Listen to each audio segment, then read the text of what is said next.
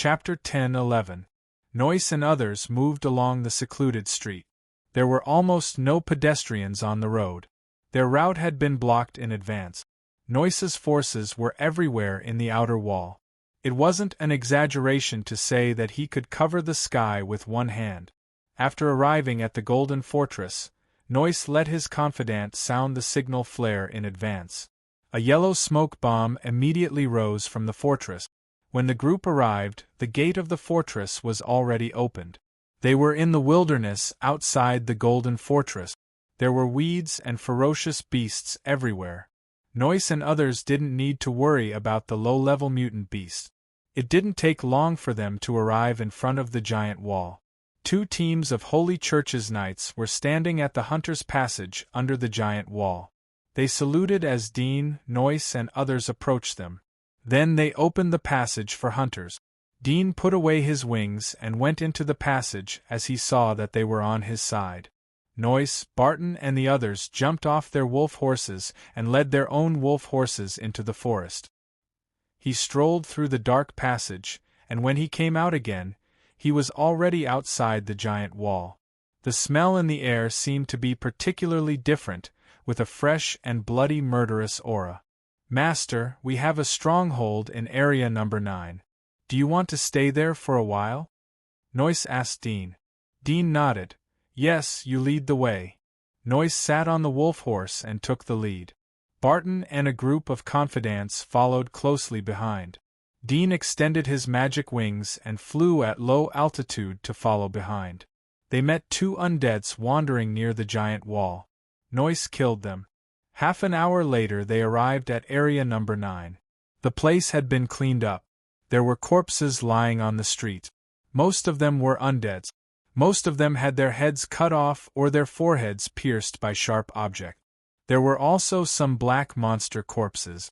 They had been dead for a long time. Their flesh and blood were rotting and exuded a disgusting smell. The stronghold Noyce was talking about was a relatively well-preserved large building. It seemed to be a company building from the olden era. A lot of the glass on the building was broken and the rest was covered in dust, but it still reflected dazzling light under the sunlight. Hundreds of corpses were piled up outside the building. They had long since decomposed into white bones. From the position and posture of the corpses, it seemed that they were employees who had rushed out of the building.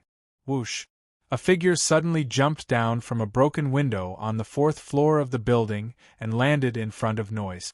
It was a black-clothed young man. He knelt on one knee and said respectfully, "Greetings, Sir Black Crow." Black Crow was another name of Noyce in the Dark Church. It was said that the Black Crow was a bird that lived on the shoulder of the Devil King.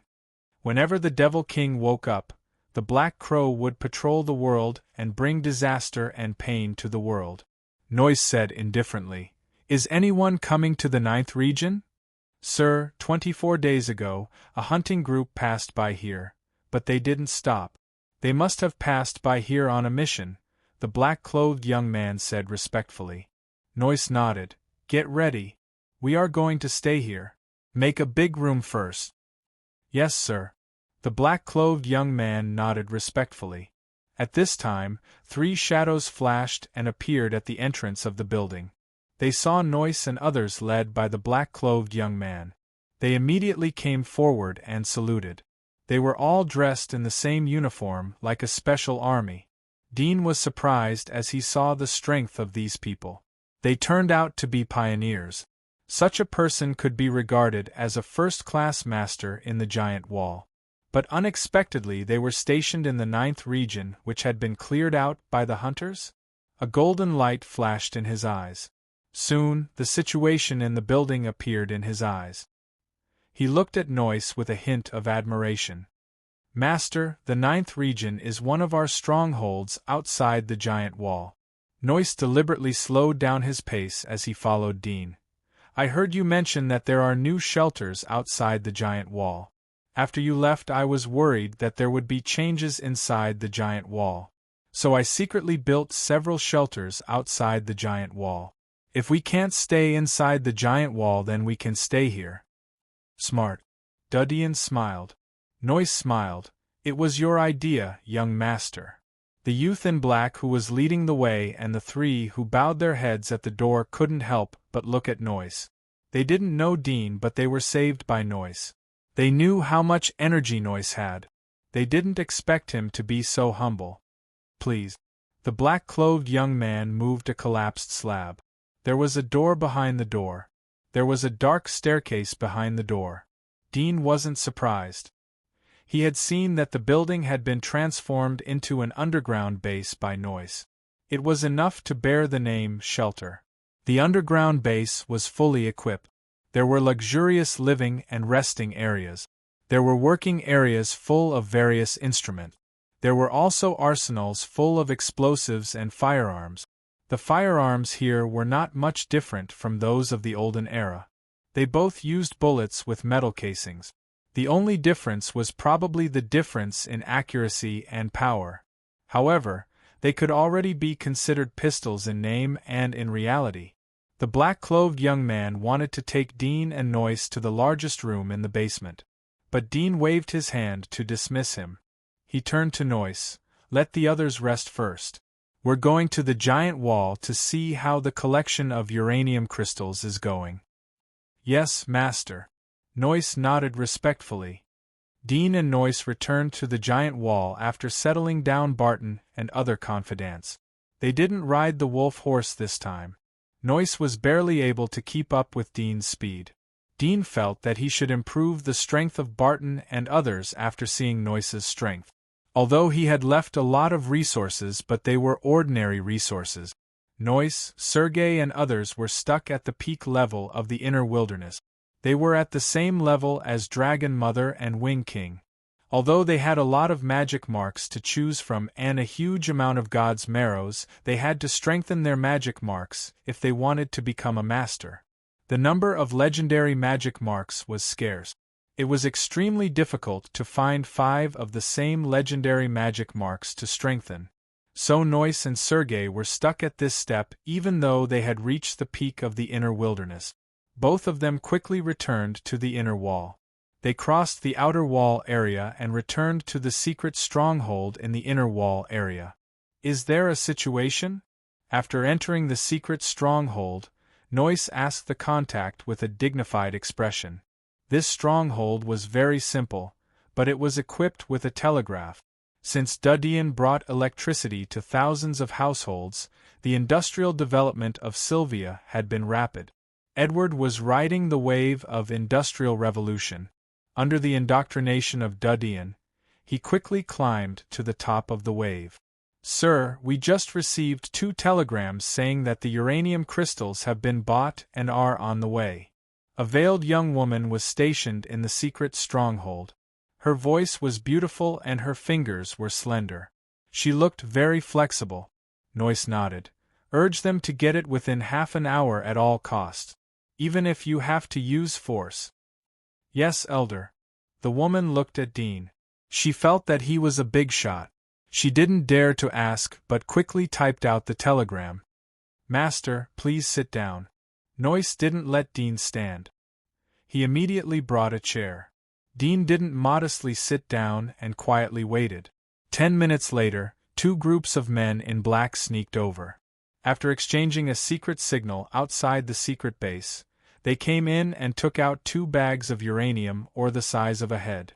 The uranium ore looked like a piece of green stone. Dean frowned, but he remembered that Noyce had refining equipment in the shelter outside the giant wall. He put away the 2 pieces of uranium ore. It didn't take long for several groups of people to arrive. They brought different amounts of uranium ore and refined uranium crystals. Dudian saw that the amount was enough, so he immediately left. He didn't wait for the follow-up people. The sky was getting dark by the time he returned to the stronghold in the 9th region. It was autumn, so the sun would set at around 5 o'clock. Time was of the essence. Dean brought the uranium ore and crushed uranium crystals to the second layer of the base. He ground the uranium ore, soaked it, and found a sharp knife to quickly separate the uranium from the surface.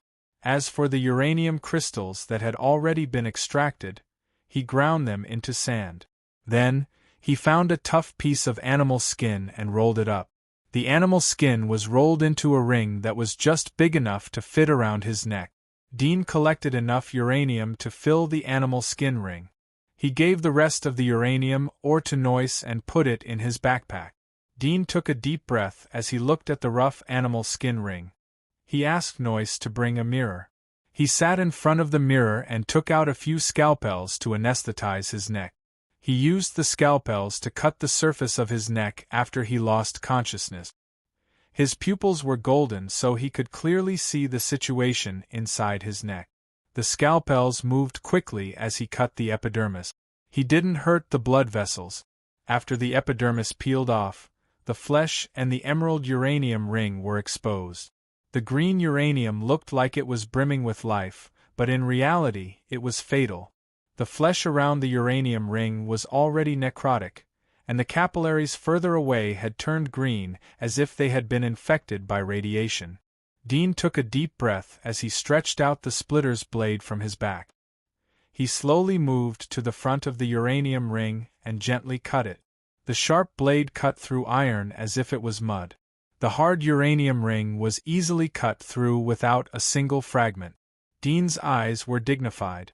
He held the ring with both hands and quickly pulled it out. Then he quickly grabbed the needle and thread that had already been prepared. He lifted the surface of the skin and sutured the wound. Then he tied the previously made ring around his neck. All of these actions were done in one go. It was done in just 1 minute. Young master, what is this?" Noyce was shocked as he watched Dean finish the operation alone. He didn't expect Dean to wear such a thing on his neck. It was hard to imagine what he had experienced before. He knew that Dean was as calm as ever when he took out the uranium ring. "Find a monster and put this thing on it. Look for a strong monster that likes to forage," Dean said as he pointed to the severed uranium ring on the ground. Noyce was puzzled. "Young master, why did you put this thing on yourself? The uranium crystal doesn't seem to be good for the body. Shouldn't you wear it?" "It can restrain the origami factor in my body." Dean got up and walked out of the room. Although he was wearing the ring made from animal skin around his neck, the effect was no different from the one he wore before. After all, the origami's factor was afraid of the radioactive radiation of uranium, so it was not affected by the skin. The reason why Burrow embedded the uranium ring in the flesh of his neck was that he was worried that the uranium ring would be easily broken. Or he wanted to hide the thing inside the uranium ring. Dean saw that Noyce had picked up the uranium ring. He turned around and waved his hand. Noyce picked up the uranium ring and used his X-ray vision to scan it. His eyes flashed, and he took the broken uranium ring to the metal foil where he had previously ground the uranium crystal. Then, he used a metal hammer to crush it. Soon, a metal chip was exposed from the broken uranium ring. It was about 1 centimeter square. Dean was relieved to see this thing. It seemed that the problem was indeed with the uranium ring. He crushed the other half of the uranium ring, but there was nothing inside. Dean frowned. This shouldn't be the case. If the metal chip was a positioning device, then what was the thing that Scarlet Moon implanted in him? Did she deliberately blackmail him? He looked down at his body. He used his X-ray vision to scan his body from head to toe. However, there was no metal in his body. There was only a part of the mutated flesh that was infected by the origami's flesh. He thought for a moment but still couldn't think of a clue. He simply gave the metal chip to Noyce. "This is a positioning device. Find a monster and install it." Noyce suddenly understood and immediately took the metal chip. Dean went back to the first floor of the base and asked Barton to call everyone to prepare for departure. "Master, it's dark. Should we continue?" Barton asked in puzzlement. Dean nodded. "Don't worry about the dark in this area." Barton thought that Dean was right. He could wander around here with his strength. Moreover, Dean was much stronger than him. Chapter 10-12. Noyce inserted the metal chip into a blood firefly that came out to look for food at night. The blood firefly was as big as a fist. Although it was a low-level monster, It had a wide range of activities. Blood fireflies were often accompanied by powerful monsters. The blood firefly used its own fluorescent light to attract other monsters. The powerful monsters were responsible for killing them. The leftovers were the source of food for the blood firefly to survive. After dealing with the positioning device, Dean took the team and headed towards the south. If there was a chance, Dean would like to see what kind of creatures the trolls were outside the southern border. Would there be another human empire there? The number of monsters along the way increased significantly after entering the wasteland. Noyce, Barton, Sergei and others didn't need to act. Although they were inner-level monsters, but their strength wasn't inferior to Wing King, Dragon Mother and others. When Dean was the Wall Master, he looted the top-secret combat skills and many precious combat skills of the three families. Not only did he learn them, but he also taught them to Noyce and the others. Compared to Wing King and Dragon Mother, they learned more complex and abundant skills. However, they had limited time to learn, so they couldn't reach the level of Dragon Mother and the others in a single aspect. Master, there is a black wasteland in front of us. It hasn't been developed. Noyce looked at the map. He knew that Dean was ready to leave, so he prepared a map of the wasteland outside the giant wall. There were detailed records of the strongholds of the devil families and monsters. Dean nodded. Go straight and move forward. The undeveloped wasteland was quite dangerous for the devil families. But it was nothing for Dean. The strength of Noyce and others was enough to sweep the area. After all, this area was close to the giant wall, so the probability of an abyss-level monster appearing was very low. Not long after they entered the black wasteland, they encountered a monster that was about 4 or 5 stories high. It was like a hill crawling on the ground. Its back was uneven like a jagged rock. If they did not capture its life reaction with their heat source vision, they would have mistaken it for a raised hill. Level 62 Rock Mountain Beast, Inner Desolate Level. A woman wearing a black leather suit behind Noyce sensed the monster and reported to Noyce in a low voice. Noyce narrowed his eyes as he listened. Rock Mountain Beast was famous for its terrifying defensive power. It was almost impossible to injure it in the same rank. Only Splitter, who was also famous for his extreme attacks, or demonic dragon of Dragon Clan, could defeat it. Dean flew over. He didn't give Noyce and others a chance to practice, as it would be a waste of time. As if sensing his approach, Dean saw the Rock Mountain Beast move slightly, but soon it continued to crawl in the same place. He didn't know if it wanted to wait for him to approach and attack, or if it knew that the enemy was not easy to deal with, so it planned to deceive him. Dean lightly landed on the back of the Rock Mountain Beast. He felt the Rock Mountain Beast tremble slightly under his feet. He smiled, and a black blade suddenly extended from his spine. Whoosh! Like a black lightning, it quickly sank into the back of the Rock Mountain Beast and quickly extended to the bottom. Roar! A low growl sounded out, and it was mixed with pain. With a flash of black light, a 10-meter-long gash appeared behind him, and fresh blood blossomed from it. The Rock Mountain Beast's body was cut in the middle, but it didn't die. It howled in pain as it struggled to climb up from the ground. However, it didn't crawl for a few steps before it fell down again. Dean waved to Noyce and others. Hurry up and follow me. Noyce, Barton and the others quickly chased after him. It was the first time for them to see Dean in action. They couldn't help but be shocked. This was an inner desolate level monster. How could it die like that? Although they had heard that Dean was very strong and had killed the ruler, but after all, it was only a rumor. They didn't see it with their own eyes. Who didn't know that the rumor was more exaggerated? They only knew that when Dean usurped the wall, Aristotle wasn't in the wall. But now it seemed that Dean's strength wasn't worse than Aristotle's. The Rock Mountain Beast was still lying in a pool of blood as Noyce and others passed by. It didn't die immediately and couldn't move.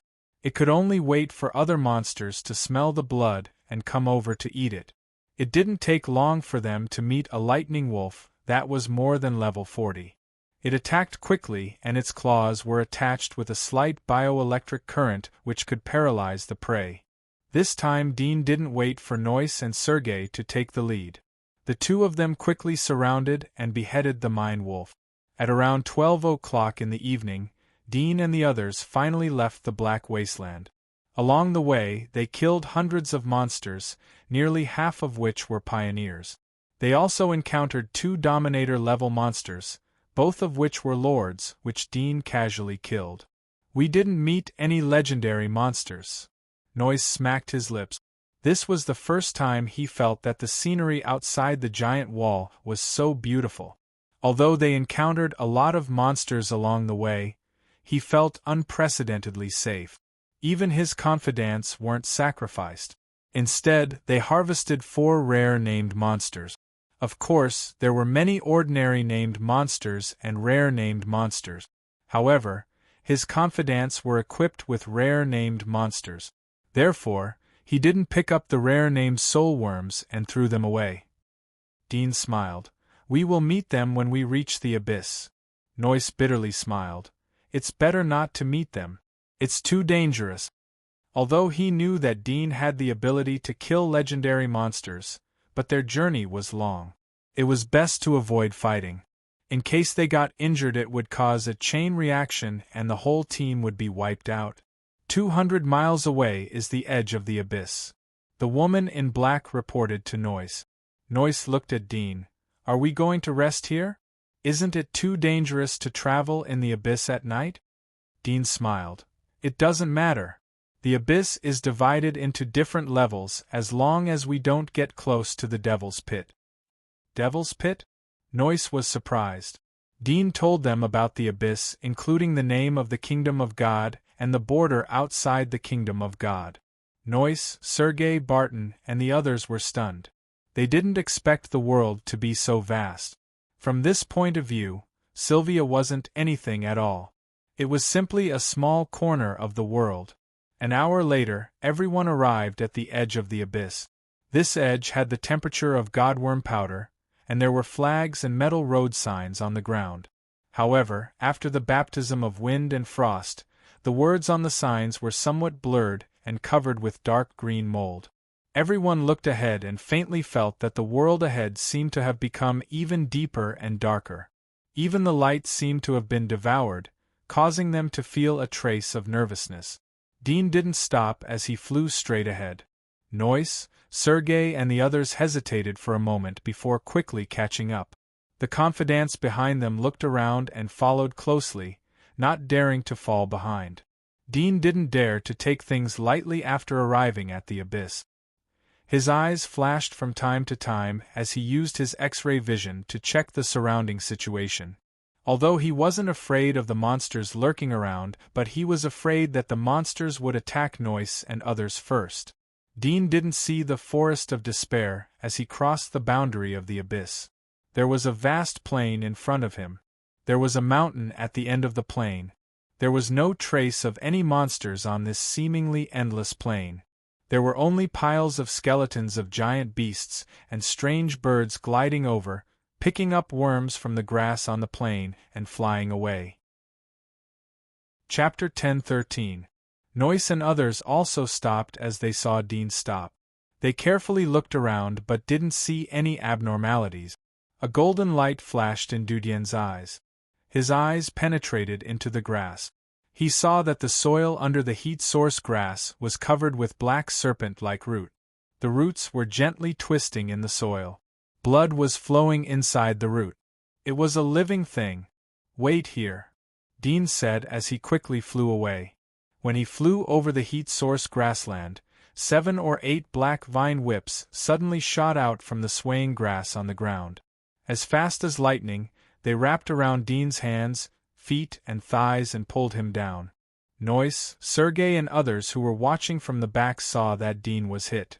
They didn't listen to Dean's command and quickly rushed over. Just as they rushed out less than 100 meters, the plain suddenly trembled slightly. They saw a large number of seaweed-like vine whips rose from the grassland that Dudien was dragged into. At the same time, the grassland also bulged up like a hill. The weeds on the surface twisted like a poisonous snake, hideous and terrifying. Puff! Noise and others were horrified as the top of the strange monster broke. A figure flew out from it. It was Dean. His arms and thighs were protruding with sharp blades. The rest of his body was still in human shape. Roar! The center of the weed-like monster suddenly roared like a tiger in the forest. The next moment, the weed-like tentacles on its body quickly stretched straight and ejected like thousands of javelins, stabbing toward Dean. Dean looked down from the air and did not dodge. Suddenly, a long black tail covered with scales and sharp blades extended from his spine and swept horizontally. The scales on the long tail were all erect, like a row of dense blades. When the two collided, the sharp tentacles ejected by the grass monster were immediately cut off. Dark green blood flowed out of the wound, exuding a strange stench. Abyss level. Dean's eyes lit up. He didn't expect to meet a monster with a hunting level of more than 200. This vast plain was its territory. No wonder there weren't any grassland monsters living on it. Dean's body was covered with several meters long black spikes as he swooped down. The tentacles on top of the grass monster's head suddenly split open, revealing a sharp mouth. It was covered with layers of snow-white teeth as it tried to bite Dean. Whoosh! The long black tail behind Dean's spine was like a black ruler. It hit the cheek of the grass monster from the side. The scales on the long tail stood up and tore off a large piece of the monster's mouth. With the power of the long tail, his body spun in the air, and the steel-like feathers on his wings closed up. At first glance, they looked like two black blades. Like a propeller, he slashed at the grass monster. The grass monster let out a mournful roar, and its tentacles gathered together, turning into a sharp giant spear and a shield. While resisting Dean's attack, it was waiting for an opportunity to shoot at him. However, the sharpness of the wings was not inferior to Dean's long tail. As soon as it touched the giant spear, it was easily cut off. Hundreds of tentacles gathered on the thick shield could not resist, and a huge hole was cut open. Dean's own rotational force was offset. Without waiting for his body to stop, his long tail suddenly pierced through the gap of the shield. It quickly extended and pierced straight into the mouth of the grass monster. The grass monster suddenly issued a harsh scream. Its tentacles trembled crazily and flapped indiscriminately. Its body quickly drilled into the ground, trying to escape. How could Dean let his prey run away? His whole body was demonized. Like a ferocious splitter, he rushed towards the grass monster. His sharp blades danced and quickly cut off the tentacles on the surface of the grass monster. The tissues in these wounds were completely filed and could not be healed. Blood kept flowing, but the severe pain made the grass monster escape faster. Dean was anxious. In his mind, he just wanted to throw a sharp blade to pierce the core of its brain. As soon as this idea came into his mind, a weak flame suddenly gushed out from his dancing blades and touched the grass monster. It suddenly burned, and the shrill scream became louder and sharper. Dean was surprised. He quickly glanced at himself and found that all his blades were attached to the flame. His whole body was like a burning splitter. However, the flame did not cause him any harm. Instead, he felt very warm. At this time, the grass monster's half-sunken body violently rolled in the soil under the burning fire. It wanted to extinguish the flame on its body, but the flame was like the liquid fire of the dragon warrior. It could not be extinguished. No matter how it tried to extinguish the flame, it burned more and more. In just a few breaths, the grass monster's struggle gradually weakened until it stopped moving. The flame burned on its body like a fireball. Dean was slightly stunned. Suddenly, he thought of another magic mark that Crimson Moon had implanted in him during the experiment, the Sun Beast. This was a relatively rare legendary magic mark in the Eastern continent. In terms of ability, it was only a bit inferior to the Dream Breeder. All aspects of comprehensive ability were full points of 5 stars. It was especially good at long-range attacks. Moreover, it could control light and heat at ultra-long range. The flame on the sharp blades seemed to be brought by the ability of the Sun Beast. There was no other possibility. However, he had heard that the fighting power of the Sun Beast ability users would be weakened by several levels at night. At noon, their fighting power would be at its strongest. They could even surpass their own level and fight beyond their level. It's late at night. There's no sun, so there's no natural light. But its fighting power doesn't seem to be weak. Dean glanced at the circle of flame burning in the distance. The weeds were quickly burned to ashes after being ignited. The ground was also scorched. After there was no combustible, the flame extinguished by itself. But the expanding circle of fire spread along the weeds to the whole plain. This flame was even comparable to the dragon breath of the dragon warrior. Soon, Dean thought of another problem. Could he stimulate the ability of the Sun Beast Soulworm when he was in the Splitter's body? He was a little surprised. He tried to control his sharp blades to burn. Soon, flames gushed out from the sharp blades and fluttered in the breeze. It was not a coincidence. He was a little surprised. He had been in contact with Crimson Moon for a long time. He saw that every time Crimson Moon used different magic marks, she would switch to the corresponding body. If it was the Dream Breeder's body that read the memory, then she couldn't use the flame ability of the Dragon Warrior. Although she had 3 magic marks, she could only use the ability of 1 magic mark in battle. But she could switch repeatedly. But he didn't need to switch at all. Is this the after effect of the experiment? Dean was startled. This was probably the only explanation. Young Master. At this time, Noyce and the others rushed over. They had seen the power of the flame, so they didn't dare to touch it. Previously, they grabbed the legs of the ability users with flying magic marks and flew in the air. Now they jumped down one after another and stepped on the scorched ground. But they could still feel the temperature of the ground, which surprised them. Dean looked at them. Although the flame was fierce, he was not worried that they would be affected by it. If they couldn't deal with it, then they were underestimating them. Let's see if there are soul worms in this thing. Dean put away the Splitter's body and looked at the burning grass monster. His heart suddenly moved. He tried to reach out and touch the flame. Chapter 10:14. Noyce and the others didn't dare to touch the flame. Instead, they used a long blade to cut the grass monster's body. The grass demon's body was no longer as tough as before after being burned by the raging flames. It was easily cut into several pieces, and the flames on the surface were shaved off. Some of the flames touched the long sword, and after a moment of intense friction on the ground, the flames were extinguished. The smell of barbecue drifted out from the monster's body. Noyce and Barton rummaged for a moment but didn't find the parasitic soul worm. They couldn't help but feel disappointed. Dean also felt regret.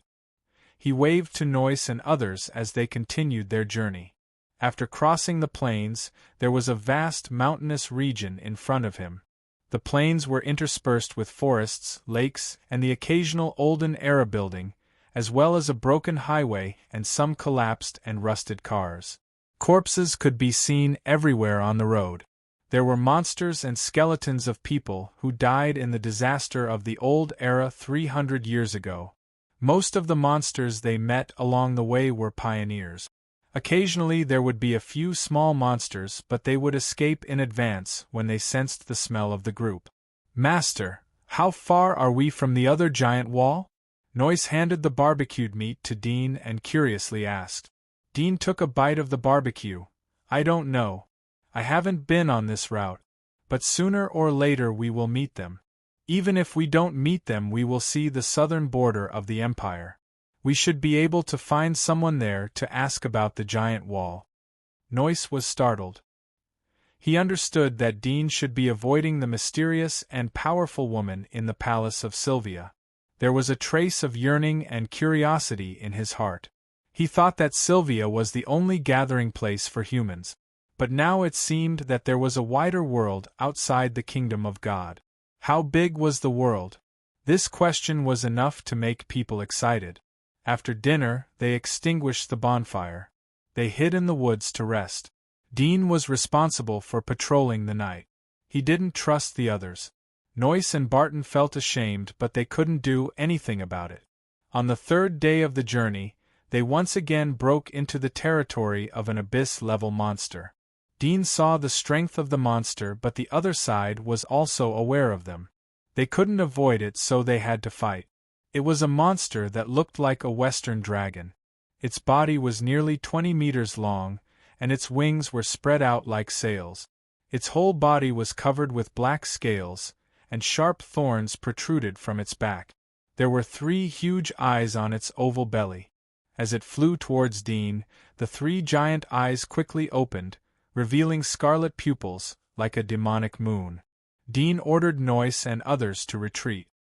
His body suddenly ignited with raging flames. Even his hair was burning, but his hair didn't curl. Bright red hair grew out of his body and his physique became sturdy. His chest was like granite and his muscles were full and swollen. His pupils were like glaring eyes that spurted out flames. A black tail grew out of his back. The shape of the sun beast and the splitter were mixed together. The sun beast was a monster that looked like a lion. To be precise, it was closer to the qilin in Chinese mythology. There was a red bone on its forehead. It was crystal clear like a gem. It could store sunlight so that the sun beast could play a certain combat ability at night. At this moment, on Dean's forehead, there was also a bright red bone, reflecting dazzling light under the sunlight. It was noon, the time when the sun beast ability was at its strongest. The moment the dragon flew over, Dean's mind moved, and the special red bone on his forehead suddenly shot out a dazzling light beam. Yes, it was a beam of light. It was like a laser. This was the ability that Dean had figured out in the past 3 days. He had gradually understood and adapted to his new body in the continuous battles. He was several times stronger than before the experiment. His physique was also stronger.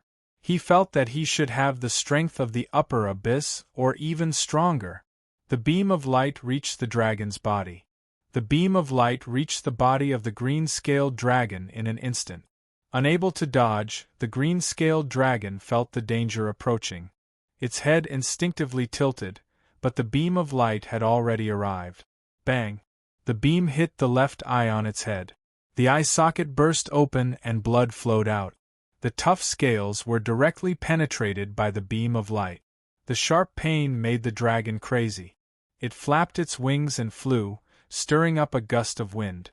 It raised its head and roared, rushing toward Dean at a faster speed. Dean aimed at the dragon's head. Light flashed on its forehead. Whoosh! The second beam of light shot out. The head of the green-scaled dragon was hit. The light burned a fist-sized hole in its skull. Green smoke came out of the hole. The inside of the hole was scorched black. This strike caused the green-scaled dragon to directly fall from the sky, crashing into the forest, smashing through a large number of trees. It crouched on the ground, roaring in pain.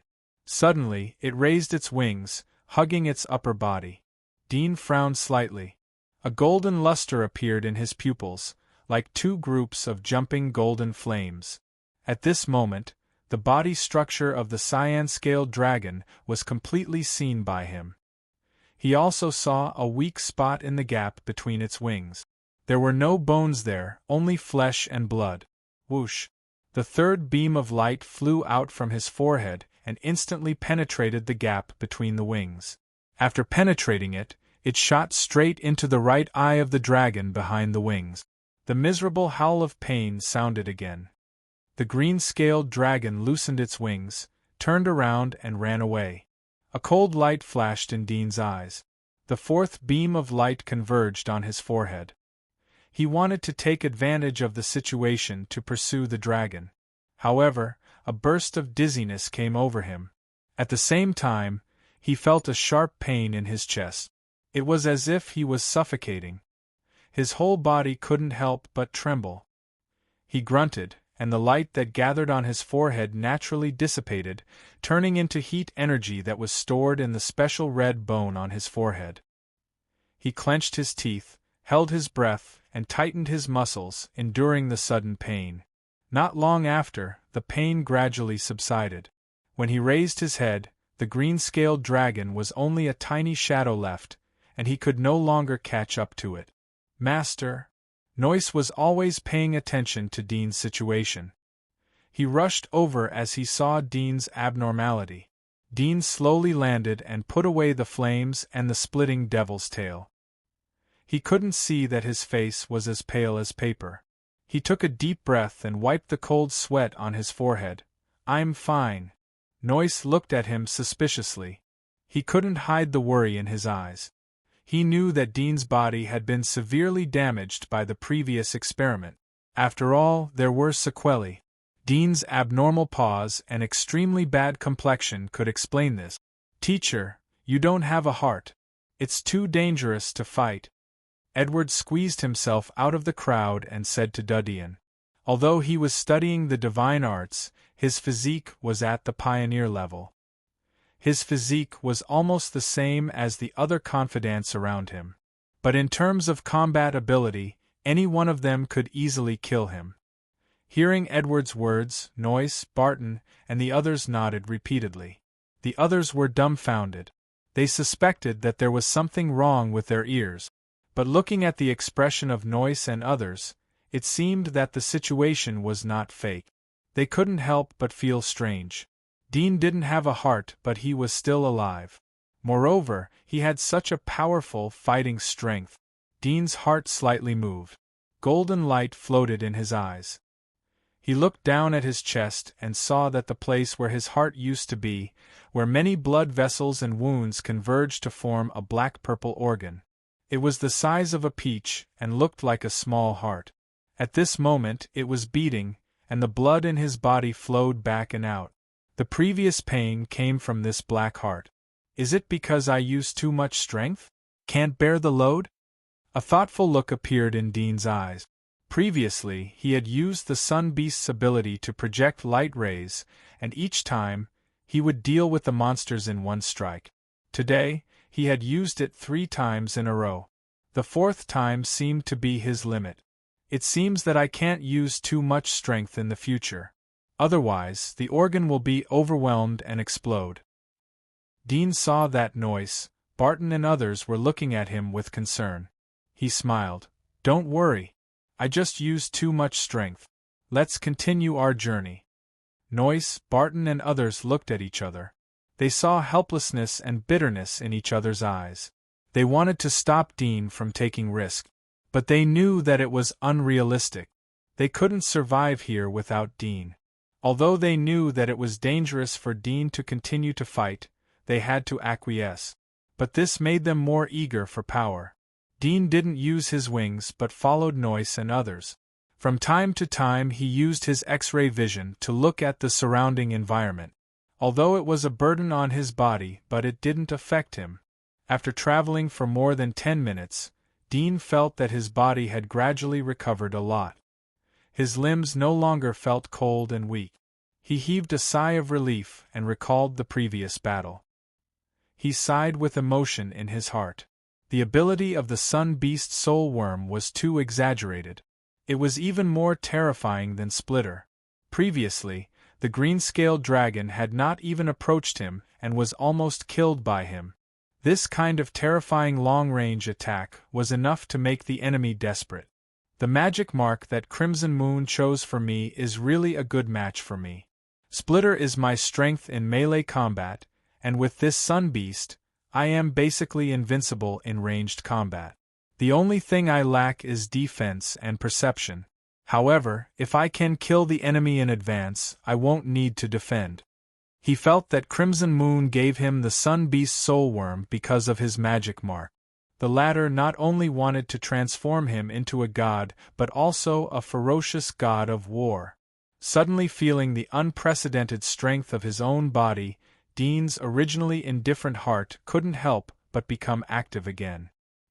He suddenly felt that his situation was not as bad as he had imagined before, and he could still be rescued. For example, if he could stabilize the Black Heart, would he be able to live forever? Or could he find a matching human heart to replace the black heart? Could he solve the hidden dangers in his body? In any case, Dean decided to understand his own situation first. Don't forget, he was also a scientist. As long as he had the resources, he was fully capable of performing an operation on himself. Felicia said that it would take about 3 months to travel from the God of War wall in the east to the Empire. It would take about a month to travel from Sylvia to the Empire. If I travel to the God of War wall in the south, it should take about 2 months. Dean estimated the time in his heart. The worst-case scenario was to directly rush to the God of War wall in the south and find a sentinel to interrogate for a map. Autumn. It was drizzling. The God of Burgawall was located in the south of the Empire, close to the 6th Devil Pit. At this moment, 5 silhouettes were standing at the edge of the 6th Devil Pit. 2 of them were holding a strange instrument in their hands. One of them was holding a metal box the size of a tape recorder. The box was connected to a cable, and the other end of the cable was tied to 2 trumpet-like objects. The last person was holding the 2 trumpet-like objects and was waving them around in the air. When he felt that he had felt enough, he put away the metal trumpet-like metal tools. At this time, another person grabbed the rotten mud from the ground and sealed it in a transparent test tube. "Let's go inside and have a look," a middle-aged man wearing a black mask whispered. His mask was obviously not an ordinary dust mask. There was a sophisticated leakage net on it to prevent the parasitic worms that floated in the air from the Devil Pit. Just as they were about to move forward, the middle-aged man's body suddenly froze. He raised his hand and gestured for them to be quiet. At the same time, he looked at his wrist. There was a strange watch there that was vibrating slightly. His gaze was solemn as he quickly flipped open his wristwatch. On it was a dark green grid with a large number of red dots approaching. "Heard." The middle-aged man frowned and pressed on the side of the watch. The grid was enlarged and a row of data appeared. He was startled. "Humans?" Soon, the watch showed the life data of the group of red dots. He stared for a moment and frowned. It seemed that he was hesitating. After a moment, he made up his mind and said to the people around him, "Follow me." Whoosh! Dean flew in the air. His eyes flashed as he scanned the forest in front of him. There were many heat sources in the forest. All of them were small monsters. Suddenly, his eyes fell on one of them. "Stop!" Dean raised his hand. Noyce and others on the ground stopped and vigilantly looked around. "Wait for me here." Dean spread out his magic wings and flew away. He was as fast as a rainbow. Whoosh! The strong wind blew, bending the treetops. Chapter 10-15. The 5 of them sensed something and looked up at the sky. They saw Dean in midair. 80,000 life energy. The middle-aged man wearing a mask glanced at the data on his wristwatch, and his expression changed slightly. He said to the people around him, "The opponent's perception is very strong. He must have hidden his strength. Get ready to fight." 80,000? The other 4 frowned. Such combat power was not inferior to them. Whoosh! Dean flew over and landed in front of them. He didn't deliberately disguise himself. He had estimated the strength of the 5 people through the sun beast's heat sensitivity. All of them were inner desolate level. Even if the other side was hiding their strength, it wouldn't be much different. The 5 of them sneered as they saw Dean appear in front of them. They knew that Dean had underestimated them. They were sent to the Devil's Pit to perform the task because they had a strong perception ability and a very profound concealment ability. They looked at each other. Camel looked at Dean and asked in a cold voice, "Who are you?" Dean wasn't in a hurry to attack. His eyes swept over the instruments in the hands of the 2 behind him. He smiled. "Are you from the nearby giant wall?" Kasim was also looking at Dean. He frowned as he saw the exquisite armor on Dean's body. He felt that things had deviated from his expectations. He asked, "Are you someone from the giant wall?" "It seems that you are the residents of the giant wall." Dean said to himself. His face showed a smile. Can you show me the way? Karma's face turned gloomy as he saw that Dean ignored his words. He inadvertently put his hand behind his back and made a gesture to his companion. Are you an abyss walker? You too? Dean looked at him in surprise. The other party had guessed his strength, but still dared to show such a look. Most of them were masters of the same level. He thought that his ability to hide his life fluctuations was already very strong. He didn't expect to meet someone stronger than him. The four people behind Casamo's face changed as they noticed the wording of Dean's words. They quietly moved back. Their movements were very subtle as they pulled away from Casamo. Dean noticed their movements but didn't care. He had the confidence to deal with even if there were 5 abyss walkers. Moreover, his intuition told him that it was impossible for there to be 5 abyss walkers. He hadn't met any giant wall that could cultivate so many abysses. Are you the master of the wall? Casamo stared at Dean. Dean smiled. I used to be, but I'm not interested in being the master of the wall. You don't have to be nervous. I just want to find a place to rest. I'm not interested in ruling your giant wall.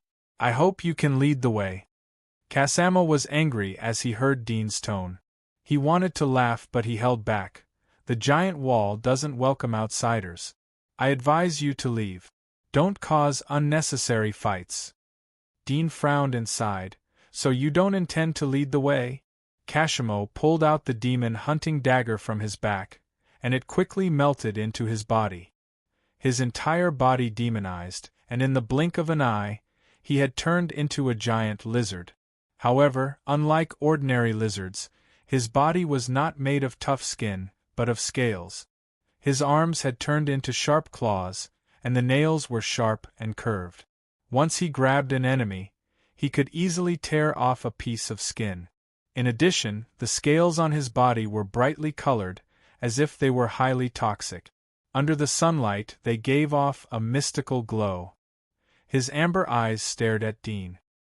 His body exuded a murderous aura. Sure enough, it's the abyss. Dean felt the exuberant heat in his body. Sure enough, it's the abyss. Dean felt the exuberant heat in his body. He glanced at the 4 people behind him who had moved far away as if they were afraid of being affected by the battle. The other side obviously wasn't blindly arrogant and let one person fight. They knew that they couldn't intervene in the battle of the abyss level. It seemed that the other side only had one abyss, and it was a lower abyss. Dean didn't try to persuade Casamo again.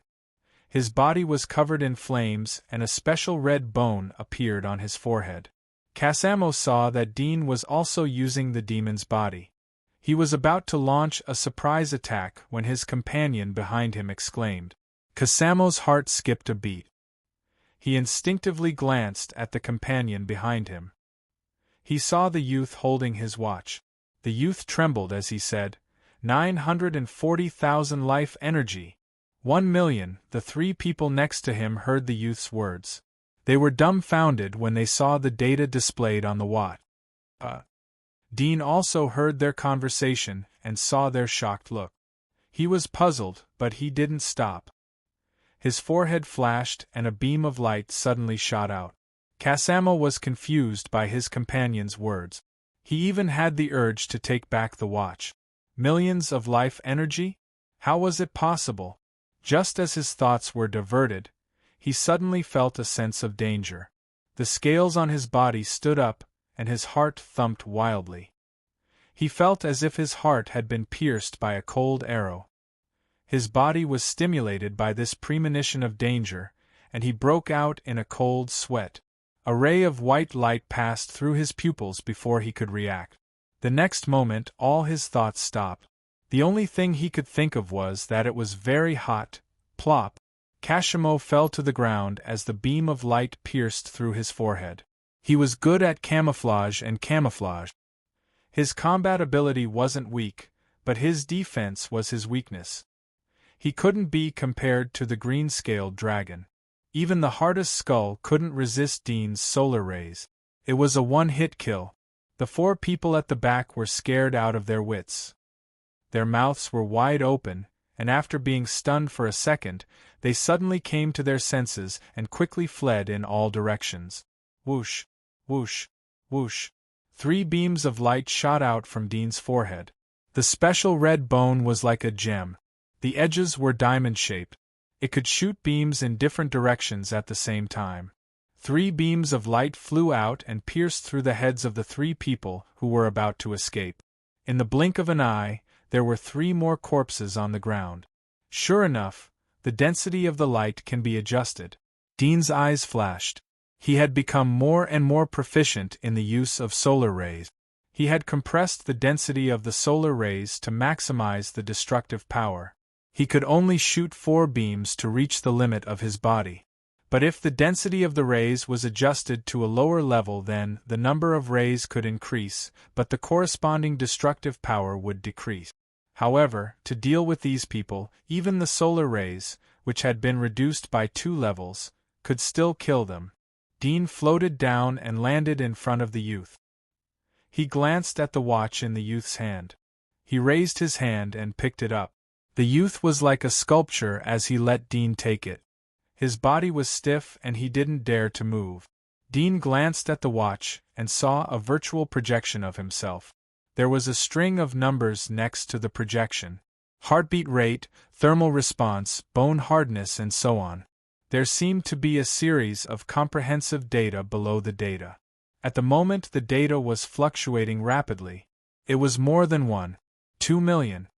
Can this thing detect my strength? Dean was a little surprised. He had made a biological detector that could automatically sense life, but it could only sense the strength of the biological thermal response.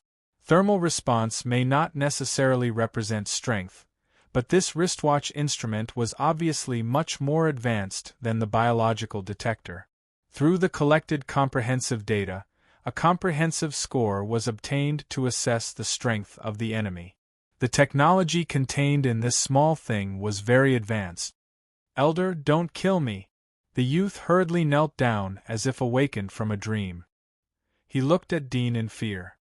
He wanted to show the humblest gesture to beg for mercy. Chapter 10:16. Under the threat of death, Peter changed sides. Not only did he tell Dean everything, but he also helped Dean come up with a plan to sneak into Dean's hometown, the Demon Wall. Dean put the watch on his wrist. Through Peter's introduction, he already knew how to use the watch and what the data on it represented. The life energy sensed by the watch was the comprehensive data of physical strength. It could roughly judge the enemy's strength, but it wasn't 100% accurate. For example, if he knew how to hide his life fluctuations, it would be difficult for the watch to detect and give false information. Those with more than 100,000 life energy are likely to be from the abyss. Those with more than 500,000 life energy are the Wall Lords of Balga. They are able to suppress many masters of the abyss. It seems that I should have the strength of the upper abyss or even stronger. Dean had a clearer understanding of his own strength through the information given by Peter. After all, the previous 2 million life energy wasn't his full strength. Sir, the magic mark of the Demon Wall Lord of the Demon Wall is the Demon Devourer. Everyone in front of him will have their magic marks weakened by half. But as long as you find an opportunity to sneak attack from the dark, you will definitely be able to kill them, Peter said cleverly. Dean was a little surprised. Magic marks weakened by half? What kind of ability is that? It's not the ability of the Demon Devourer. It is said that the Demon Devourer can devour other magic marks. That's why ordinary soul worms in front of the Demon Devourer would be afraid of meeting their natural enemy. They wouldn't be able to display their normal strength. But the situation is slightly better for legendary level magic mark. Ordinary people with magic marks wouldn't be able to display even 1/10 of their combat power in front of the Demon Devourer, Peter quickly explained. Dean didn't expect there to be such magic marks. There were many people with special abilities that he didn't know about. Sir, this is the 6th Devil Pit. We shouldn't stay here for long. Should we go back to the giant wall? Peter carefully looked at Dean and asked. There's no hurry. Dean bent down to pick up the instrument that had fallen to the ground. It looked like an electric box with a trumpet-like thing connected to it. There was soft cotton inside. It seemed to be some kind of special collector. He picked it up and looked at it. What is this? Peter hurriedly said. This is a demonic energy collector, specially used to detect the concentration of demonic energy in this demonic pit. In addition, we also need to collect the soil and demonic flesh here to bring back for research. Why are you doing this? Dean was curious. The giant wall couldn't even take care of itself. How would they dare to attack the Devil's Pit? Our duty is to look after the Devil Pit number 6. We have to report to the Empire if there is any abnormality. That's why we come here every month to collect the demonic energy. Peter's face was full of enthusiasm. He wanted Dean to feel his sincerity. Dean raised his eyebrows. No wonder the giant wall of Balga was able to create such a thing. It turned out that the giant wall had a special task. It was estimated that the connection between the giant wall and the Empire was far more convenient than the other giant walls. Even the Empire could get a lot of technology and knowledge from the Empire. Including resources, they also got certain rewards. Follow me. Dean threw the magic collector to him and rummaged through the rest of the corpses. He didn't find anything valuable, so he turned around and went back the way he came. Peter followed obediently behind with the magic aura collector in his arms. He did not try to escape. After a moment, Dean returned to Noyce and others. He said to Peter, "Lead the way to Balga." "Yes, Elder." Peter nodded respectfully and turned to lead the way. Noyce, Barton and others were shocked when they saw Dean come back with a person. But they quickly reacted. There was a look of surprise in their eyes. It meant that there was a giant wall nearby. Moreover, the name that Dean said was obviously a place name. Noyce and others have long been looking forward to meeting other giant walls. They immediately followed Peter. Their hearts were full of expectations. "Elder, Kashama had us send out an early warning signal, and it has been sent back to the giant wall. It is estimated that the giant wall will be on alert when we return, so we can only sneak in." Peter took the opportunity to talk to Dudian as he led the way over a hill. Dean raised his eyebrows. He didn't expect these people to do such a thing under his nose. He glanced at Peter. The latter even mentioned this matter. It was obvious that he had completely switched side. He nodded. "Yes, you won't die as long as nothing happens to me." Peter was excited as he got Dean's promise. He knew that Dean would disdain to break his promise. "Thank you, Elder. I will do my best to help you." "Tell me about the situation inside the giant wall and the number of Abyss-level masters," Dean said. Peter nodded.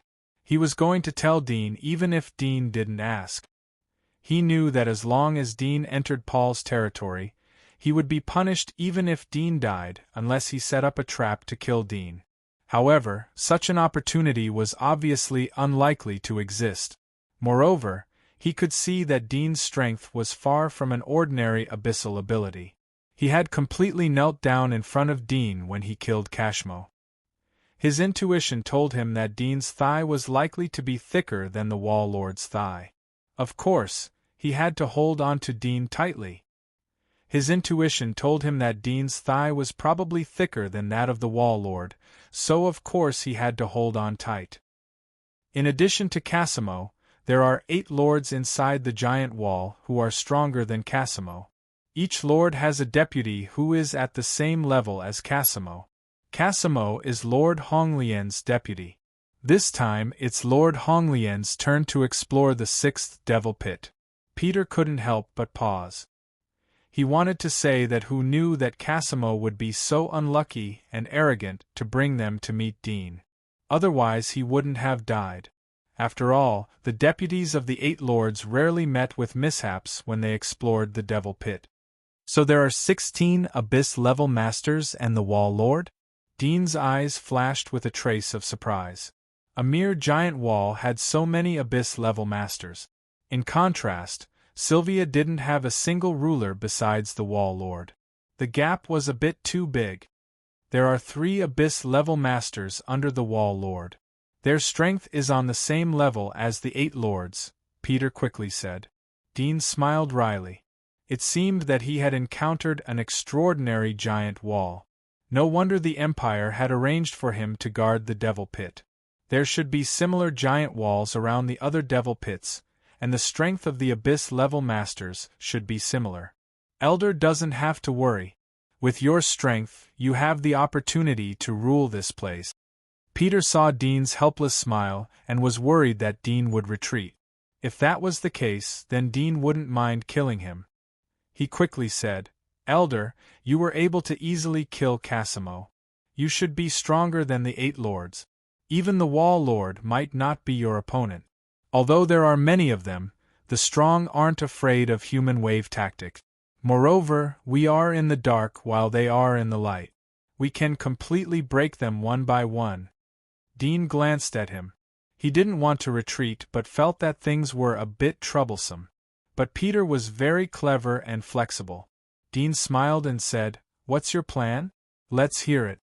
Peter was surprised to see that Dean was still smiling. He didn't know if his words gave Dean confidence or if Dean had hidden cards. He thought for a moment and whispered, Elder, I know the residents of the 8 lords. We can take them out and kill them one by one. When the others are aware of it, they will be on high alert. But we are in the dark. Even if they are on high alert, it will be useless. After a long time, they will slowly reveal flaws.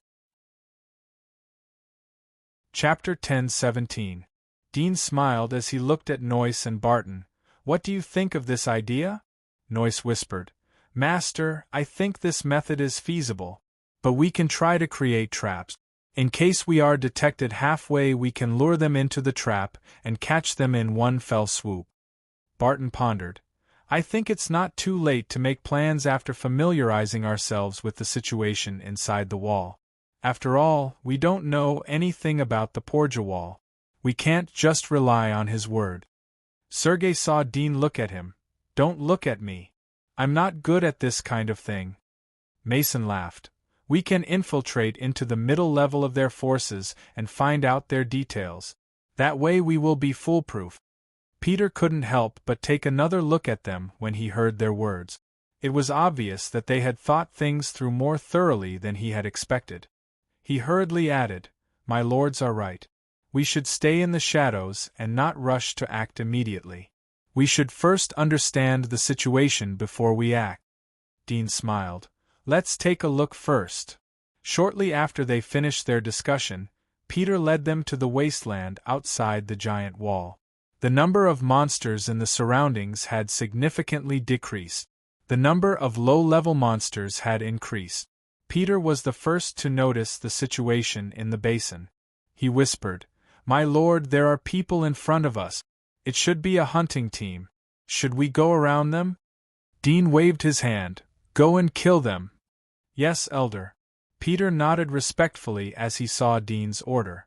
He sped up and sneaked into the basin. It didn't take long for him to return with 2 heads in his hand.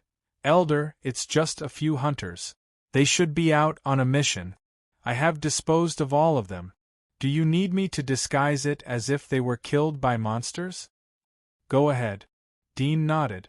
Piddle immediately turned around and left with the 2 heads. Noyce whispered to Dean after Peter left. Master, this person can't be reused. Of course. Dean smiled.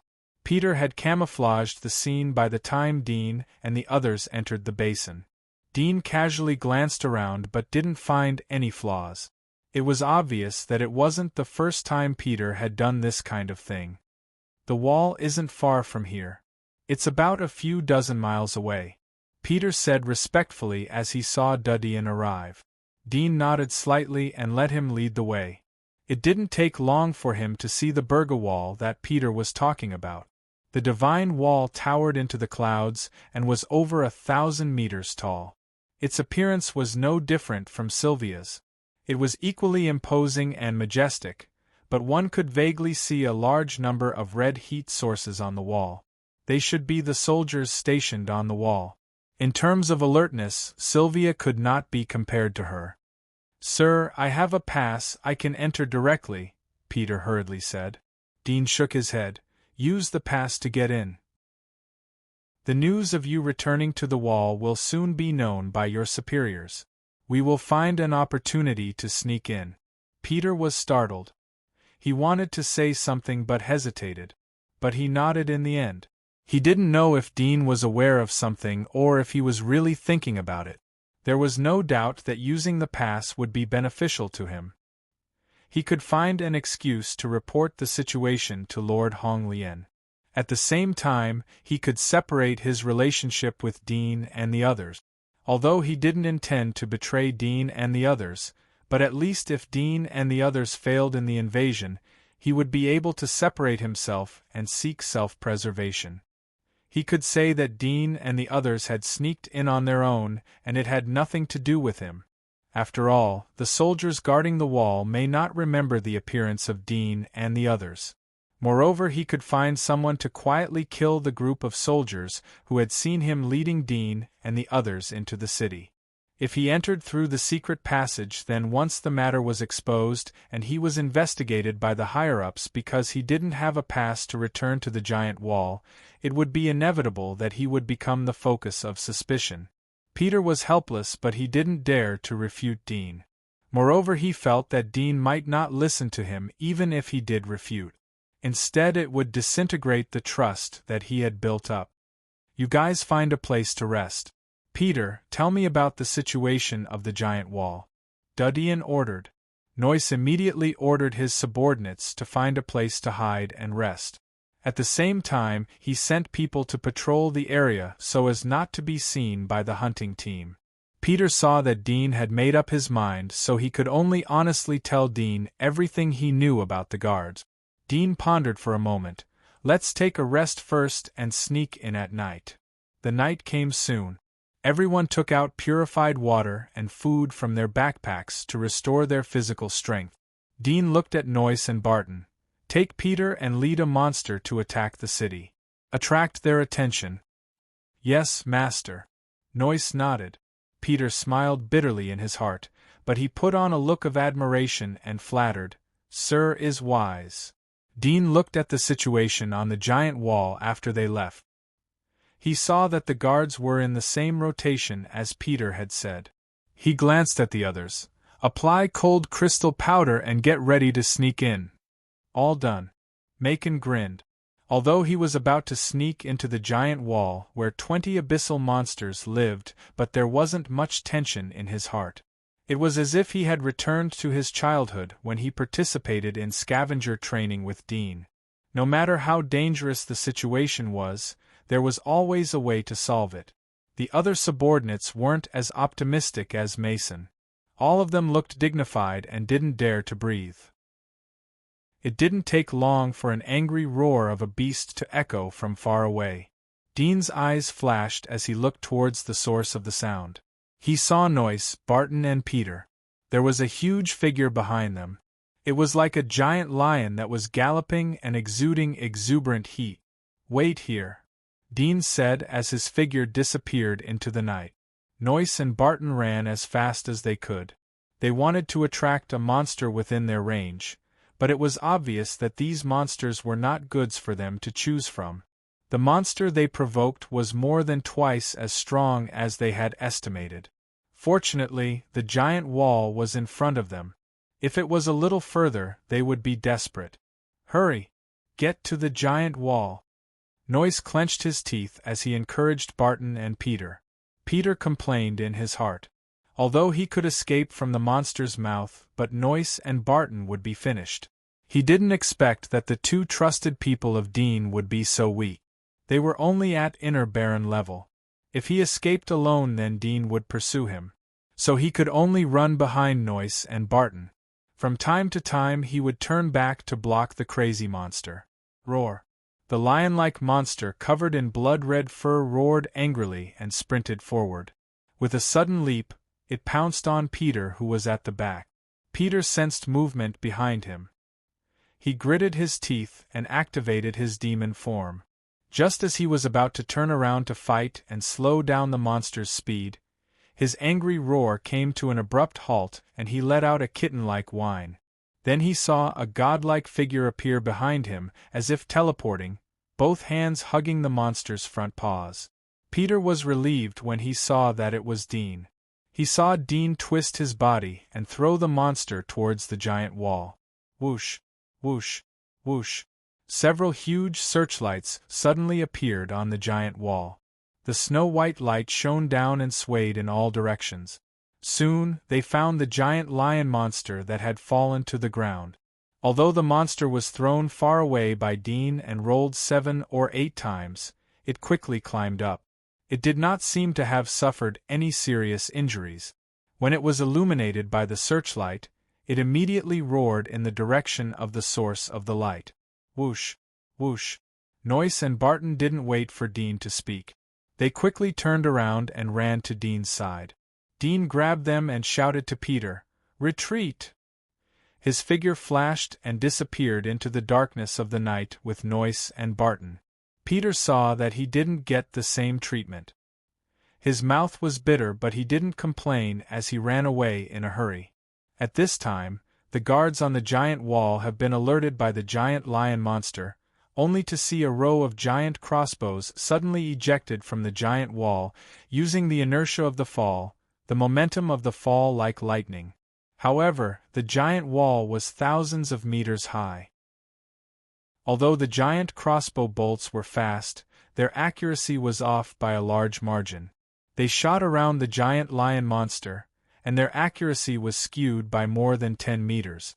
Nevertheless, the lion monster was enraged and kept roaring at the giant wall. On the other side, Dean took Noyce and Barton back to the gathering place. He waited for Peter to catch up with them. He took the lead and quickly came to a passage under the giant wall. With his supervision, Dean saw 4 guards stationed in front of the passage under the wall, all of whom were pioneers. At this moment, they were stretching their heads to look in the direction of the beast's roar. They did not pay attention to the situation in front of them. In addition, the guards on the top of the giant wall had moved to the rightmost position of their patrol line. Although they were still on the patrol line, they obviously deviated from the center position. When the distance was close to 5 miles, Dean sped up and rushed out like a black light. There were no weeds outside the giant wall, so it wouldn't affect the vision of the guards. He could only sprint ahead. Huh! Suddenly, one of the guards seemed to notice something. He raised his wrist and his face changed. "Someone is approaching." As soon as he finished his words, he saw a black lightning rushing towards him. His pupils shrank. Whoosh! A ray shot out from Dean's forehead and pierced through the guard who was about to call for help. The other 3 guards reacted. They panicked when they saw Dean's speed. It was too fast. It felt like a head-on collision with a giant beast. The next moment they would be trampled to pieces. Fortunately, they were well trained and immediately called for help after being stunned for a second. Whoosh! Another ray flew out and pierced through the forehead of the guard, who was the first to react and call for help. At the same time, Dean's body was very close to them. The strong wind almost overturned the 2 guards. Dean used his other hand to pinch the neck of one of them. He used his other hand to pinch the neck of the other person. The other person's voice was extinguished. The one who was pinched by Dean was a woman. Her skin was white and she looked very pretty.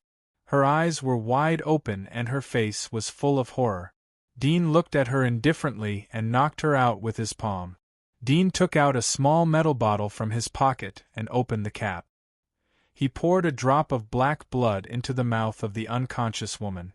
Then he opened the passage and saw Noyce, Peter and others quietly come over. Their bodies were covered with cold crystal powder, so they weren't noticed by anyone. Dean glanced at the wristwatch on the wrist of the first person he killed. This wristwatch was a bit similar to the one he robbed, but it seemed to be much simpler. He fiddled with it a few times and felt that the program was much simpler. He was unable to detect the life energy value. At this time, Noyce and the others had already arrived and quickly entered the passage. "My lord, this..." Peter looked at the corpses on the ground with an ugly expression. It wasn't because he felt sorry for the dead, but because if they were to be searched, they would inevitably be exposed, and the previous plan would fail. Go in. Dean didn't tell him the details and whispered. Peter smiled in his heart as he quickly went into the passage. There were soldiers stationed on the other side of the passage, but they didn't expect the passage to suddenly open. They were knocked out before they could see what was going on. Let's go. Dean led the way into the vast wilderness of the giant wall. Noyce, Peter and the others followed closely behind, disappearing into the wilderness in the blink of an eye. Dean stopped as he was far away from the giant wall. He felt some pain in his chest. His heart couldn't withstand the burst of strength to stop the people from calling for help. Elder, if they see the bodies. Peter looked at Dean again. There was some complaints in his heart, but he didn't dare to say it out loud. Dean waved his hand. Don't worry. They haven't been on duty for long, so they won't replace them. The bodies will be destroyed by the time they replace them. It will be difficult to find traces. Peter was slightly taken aback and asked doubtfully, Did you set those corpses on fire? Dean glanced at him. Wasn't igniting the bodies the same as telling others that it was man-made? He turned to look at the giant wall in the distance. The movement there seemed to have calmed down. The giant lion monster should have been killed or scared away. The undead blood he poured into the woman's mouth should have played a role at this time. When the guards changed shifts tomorrow morning, it was estimated that the corpses and the unconscious man would have been eaten by the woman. Although it was a bit strange that the woman was accidentally infected as an undead, the death of a few guards was a small matter. Generally, it would not alarm the higher-up. As for the guards stationed inside the giant wall, they didn't know what happened. Even if someone reported, but there was no evidence, they wouldn't be able to find out anything. Let's find a place to rest. Dean didn't stay any longer as he looked at Peter. Find a way to get a legal identity for all of us as soon as possible. Remember that you are also smuggled in. Peter's heart skipped a beat and he smiled bitterly in his heart, but he put on a respectful expression and said, My lord, I have long decided to live and die with you. We are on the same boat and I will never betray you. Lead the way. Dean waved his hand. Chapter 10:18. There was no distinction between the inner and outer walls of the giant wall. The king's city was located in the central area of the giant wall. The territories of the 8 lords surrounded the king's city. Each lord managed more than a dozen cities, hundreds of towns and countless villages. Dean and the others came to a remote village under Peter's lead. The village was close to the wilderness. There were sharp fences outside the village to resist the wolves and beasts that wandered over the wasteland. There were ordinary residents in the village. The young and strong had gone to the nearby towns to work for the farmers or run small businesses. There were some old people and children left in the village. There was a blacksmith shop, a tavern and a grocery store in the village. The owners of the shops were still sleeping at home during the day. There wasn't much business throughout the year, so they could barely get enough food and clothing. On the muddy gravel path in the middle of the village, there were several roosters pecking at the worms in the mud. The arrival of Dean and the others scared the roosters away. A woman came out of the roadside house with a wooden basin full of dirty clothes. She was going to wash clothes in the nearby river. She stopped when she saw Dean and the others in the village, and looked at them nervously. Peter's figure flashed and appeared in front of the woman. The woman was startled and threw the wooden basin in her hand. Peter picked up the basin and asked with a kind smile, "Where is the village head?" It was rare for the village woman to see such a handsome young man. Moreover, he was so close to her, and with one glance, she could tell that he was a big shot with an extraordinary status. Her cheeks were burning hot as she nervously stammered, Village chief is in the manor in front. You are looking for village chief for something?" "Thank you." Peter smiled as he retracted his figure and respectfully said to Dean, "Elder, please come with me." He led the way to the end of the gravel path, and saw a manor surrounded by wooden fences. It was called a manor, but in fact it was a slightly sturdy wooden house. The area of the fences wasn't big. There was a dog and a cage of chickens inside. The dog was tied up, but at the moment it sensed the smell of the strangers it immediately went mad and bared its teeth. Peter glared at it coldly, his murderous aura filling the air. The black dog was stunned and looked at him in fear. It shrank into a corner of the house, not daring to bark again. At this time, the dog's barking alerted the people in the house. A gray-haired old man with a cane walked out. He was wearing rough linen clothes, and there was an old metal clip in his chest pocket. He seemed to have some temperament. He was startled when he saw Peter standing outside and Dean and others behind him. His old eyes widened a bit. He could see that Dean and others were extraordinary just from their clothes and temperament. "You are the village chief here?" Peter no longer had the amiable expression he had when he spoke to the village woman. Instead, he revealed a condescending and arrogant expression. "We're from the Red Lotus Corps, and we need to gather some resources. Prepare them immediately." The village chief's face turned pale when he heard the words Red Lotus Corps. His stooped body became even more crooked. His wrinkled face was full of uneasiness. "Sir, may I ask what resources you need? Our land is barren and we don't have anything, I'm afraid." "Cut the crap. If you can't get it, then prepare to go to jail and die." Peter interrupted him. The village chief trembled at his scolding and didn't dare to open his mouth again. "Prepare 30 sets of clothes. I'll give you half an hour," Peter said arrogantly. The village chief was startled and hurriedly said, "Sir, we only have coarse clothes here. We don't have any silk or brocade. I can't even get one set." Peter's brows furrowed, and after some deliberation, he said, "Then prepare 30 sets of linen clothes. Be quick. If you delay us, you can't afford to pay for it with your old life." The village chief was relieved. Although the village was poor, they could still gather 30 sets of linen clothes. "Sir, please wait for a moment. I'll go find them right away." The village chief nodded and bowed. He waited for Peter's permission before walking away. The old man felt suffocated as he passed by Dean and the others.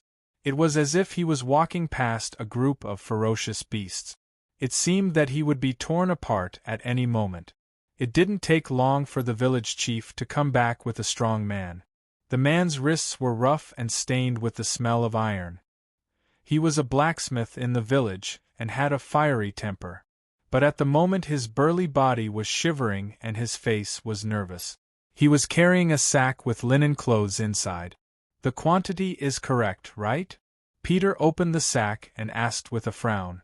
The village chief quickly replied, "Absolutely correct. I counted them myself." He had deliberately sent 5 more sets in order to prevent the count from being wrong. Peter estimated that the village chief wouldn't dare to play tricks. He looked at Dean for instructions. Dean nodded and turned away. One of the confidants easily picked up the sack on the ground and followed behind the crowd. The group of people left the village. The village chief and blacksmith sighed as they watched Dean and the others leave. They felt cold sweat dripping down their foreheads. The humble look on the village chief's face disappeared. He looked at the blacksmith and asked, "Is it possible that they are impostors?" The blacksmith laughed bitterly. "Old Lou, you know that I used to be a scavenger and have seen many big shots. In my opinion, these people are not only from the Red Lotus Corps, but also possibly from one of the Trump Card Corps. But I don't know why they are collecting materials here. Moreover, they are just tattered linen clothes." The village chief was startled. "Don't tell anyone about this. Just pretend that it didn't happen. Do you understand?" How could the blacksmiths not know the stakes involved? Being associated with such a big shot would not benefit them at all. "Old Lou, you should say this to those women. They saw it and will definitely ask all sorts of questions later. I'll warn them. I hope this matter will pass and there won't be any follow-up." Dean and the others came to the wilderness after leaving the village. They opened the sack and poured out the clothes inside. There were 5 more than what Peter wanted. Dudyan immediately ordered everyone to put on linen clothes.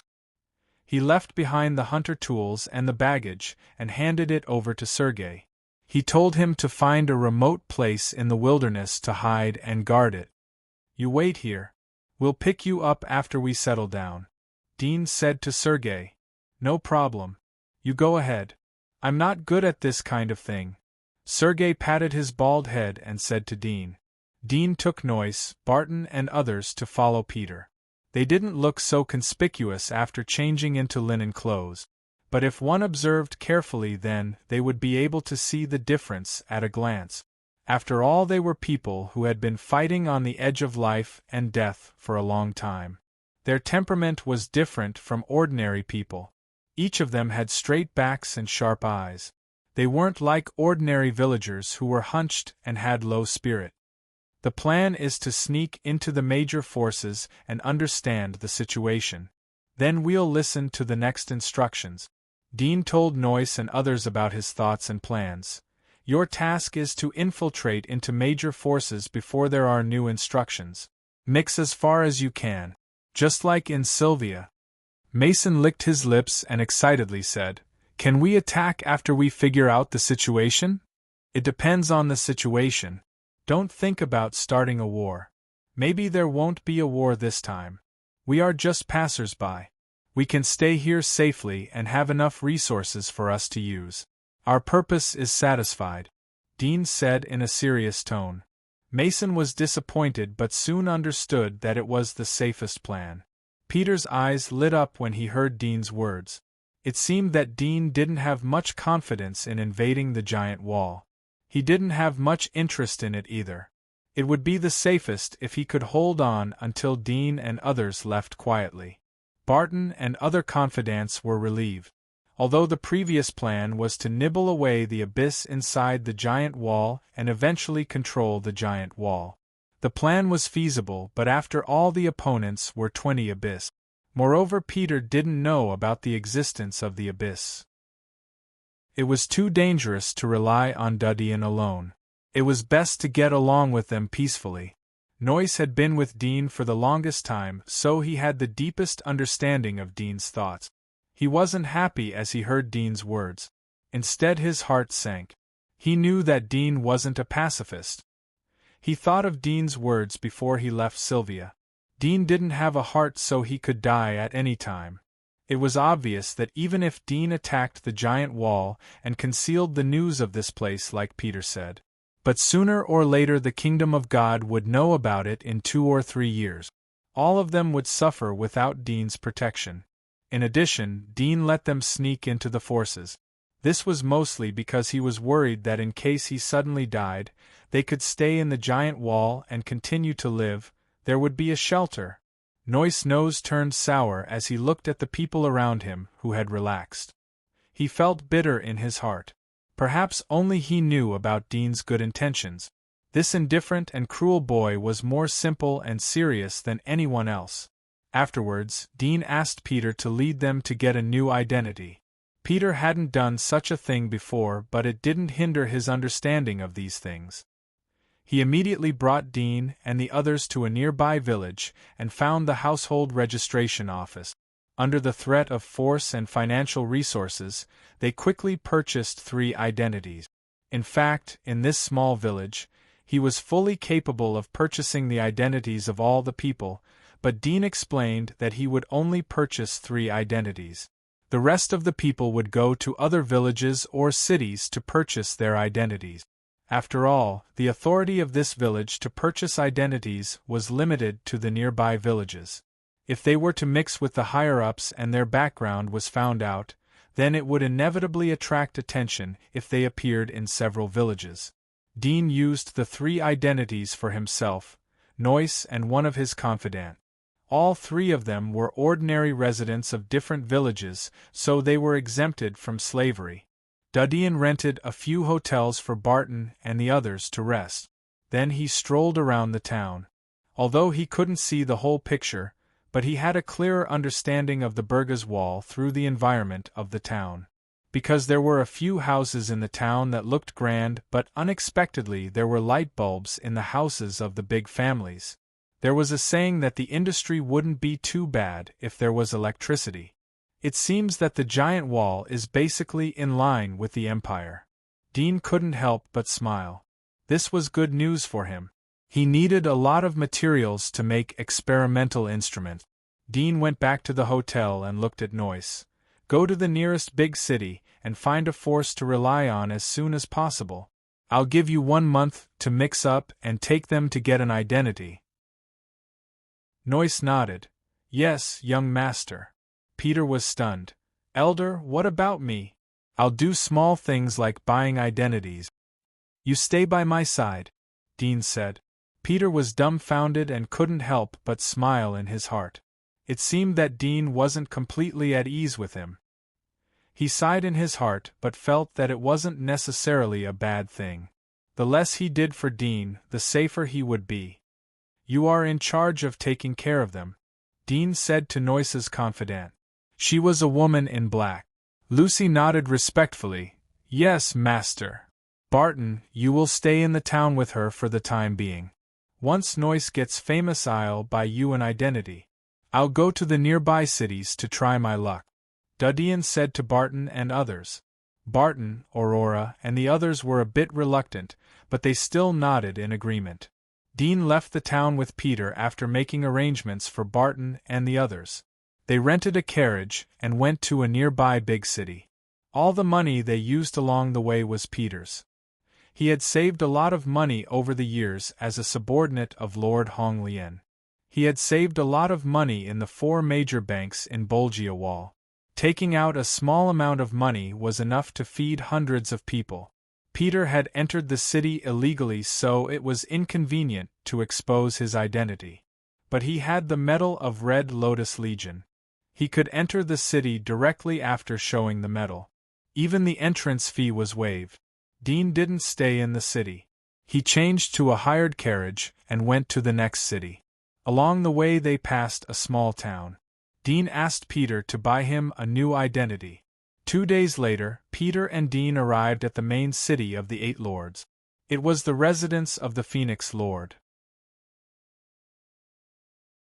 Chapter 10:19. It would be difficult for Peter to enter Phoenix City with his Red Lotus Legion medal. He had to provide proof of identity and an entrance fee. Fortunately, he had applied for a new identity along the way.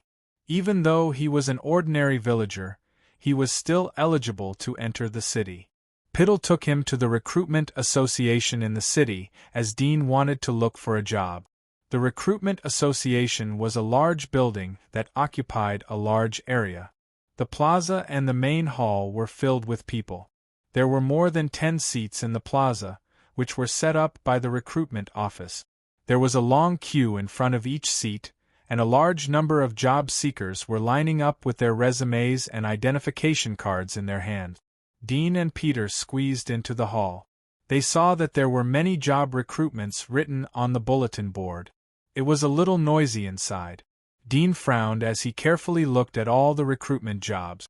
Peter asked in a low voice, "Elder, what's wrong? Is there no job you like? What is the name of the institution that studies monsters?" Dean asked in a low voice. Peter was startled. "Elder, do you want to work in the academy? Their recruitment isn't here. They only recruit commoners. The members of the School of Magic are directly recruited from the School of Magic. If you want to enter the School of Magic, you need to have a very good brain. However, there are no requirements for household registration. You can first enter the School of Magic to get a graduation certificate, then you can apply for a job in the School of Magic." "How long will it take to get a graduation certificate?" "It will take at least 2 or 3 years. There are a lot of things to learn." "It's too slow."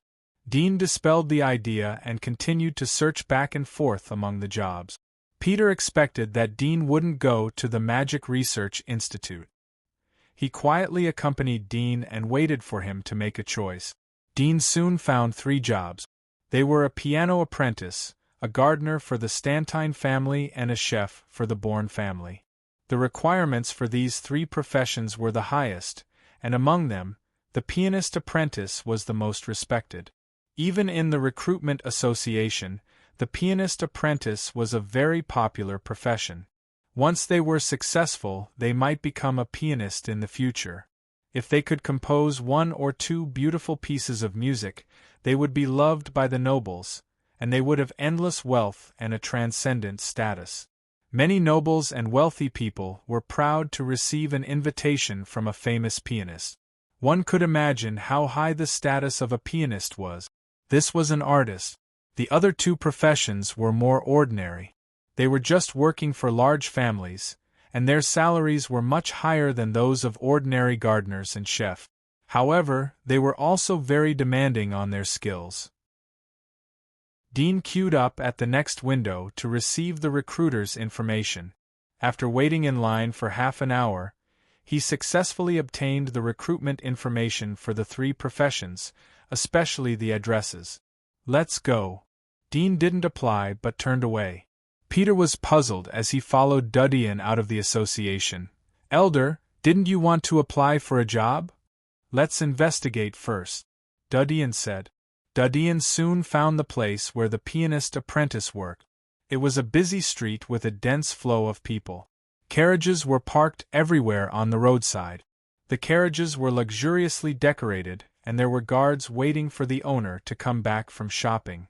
In such a place there was a huge piano room with a width of nearly 20 meters. There was a recruitment notice hanging on the door. Not only the pianist apprentice but also the waiters, guards and other occupations were recruited. Dean and Peter had just reached the door when the guard stopped them. "What can I do for the two of you?" Dean didn't answer. His eyes swept inside and saw that there were many pianos in the huge piano room. In addition, there was a rest area. There were sporadic nobles dressed in bright colors. There were special family badges on their clothes. In addition, there was melodious piano music floating from the inside. It was refreshing. Sure enough, it's a job that can get in touch with the upper class. Dean was ready to turn around and leave. The guard who stopped them was impatient. "If there's nothing, then leave. Don't block the way. This isn't a place for civilians like you to come." Peter's blood boiled when he heard this, and he almost wanted to slap the guard across the face. As the trump card of the Red Lotus Corps, he was a high and mighty ruler. No matter where he went, he was treated like a big boss. When had he ever been humiliated and looked down upon like this? However, when he thought of his current status, he gritted his teeth and endured it. All he did was glare coldly at the guard, his eyes filled with killing intent. The guard's scalp tingled as he stared at him. Dean turned around and left. He wasn't angry. Peter quickly caught up with him. He asked Dudian, "Elder, are you not satisfied with this place?" "It's okay. Let's look at the other two places," Dudian said. Soon, they hired a carriage and arrived in front of the Stantine family's manor. It was also a prime location, surrounded by jewelry shops and grand hotels. However, the streets in front of the manor were sparsely populated. Everyone who passed by seemed to consciously stay away from the side of the manor. Even when they passed by the gate, they could not help but quicken their pace, not daring to stop for even a moment. A dozen knights in silver armor stood in front of the Stantine family's manor. They stood as straight as javelins, their auras sharp and cold. Their cold eyes seemed to contain cold electricity. Every time a passerby passed by, they would feel as if needles were stabbing their backs, making them uncomfortable. In addition, there were 4 dogs next to the knight. All of them were 2-headed dogs. They were half the height of a person and looked like a pony. They had black fur and sharp fangs. It seemed that they could pounce at any time and bite the throat of the pedestrian. Dean and Peter got off the carriage and went to the front of the manor. Looking at the manor, they could feel the majesty of the atmosphere. But with his supervision, Dean could see through the gaps in the iron fences of the manor. There were many gardeners working on the green lawn. There were also maids in white clothes playing with several children on the manor path. Golden light flashed in Dean's eyes. The layers of walls in the manor were penetrated. Everyone appeared in his field of vision, including a few sentries in the dark who were suppressing their heat to a very low level. 1 master, 8 pioneers. Dean's eyes flashed. He didn't expect a random family to be so powerful that it could even subvert the entire Sylvia Empire. After thinking for a moment, he turned and left. Elder, the Stantine family is an old family in Phoenix City. But they are declining day by day. Many of their properties have been annexed by other families. But I heard that the third daughter of this generation is quite talented in fighting. She has become a disciple of the Phoenix Lord. I estimate that in a few years, the Stantine family will be able to restore its former glory or even stronger. Peter followed behind Dean and explained. You know quite a lot, Dean said indifferently. Peter laughed and said, After all, I live here. I know a little about these things. Dean didn't say much. He hired a carriage and went to the Bourne family's territory. The Bourne family lived on the other side of the city. It was a long way, but it was also on the west side of Phoenix City. Otherwise, they wouldn't have sent recruitment letters to the same recruitment association. When they arrived at the destination, Dean found that the Bourne family's momentum was obviously weaker than the Stantine family's. The walls were much shorter and not majestic enough. The iron fences were a little rusty and looked old. There were many withered yellow grass on the lawn of the manor. There were only 8 knights guarding the door, but each knight had a python coiled around their body. It was a chilling sight. If one were to say that there were still a few pedestrians outside the Stantine manor, then the area in front of the Bourne manor was completely empty. Not a single person could be seen. Even the entire street nearby had very little traffic. My lord, the Bourne family is notorious. They have always been caught up in accusations of child abuse. Many people have witnessed their family members abusing children, but they don't dare to go against them because they are alone. Peter looked at the Bourne family's manor in front of him. There was a trace of disdain in his eyes. Although he was fierce and had killed many people, he was still disgusted by those who abused children. Dean felt the eyes of the 8 knights at the door fall on the 2 of them. Their eyes were cold.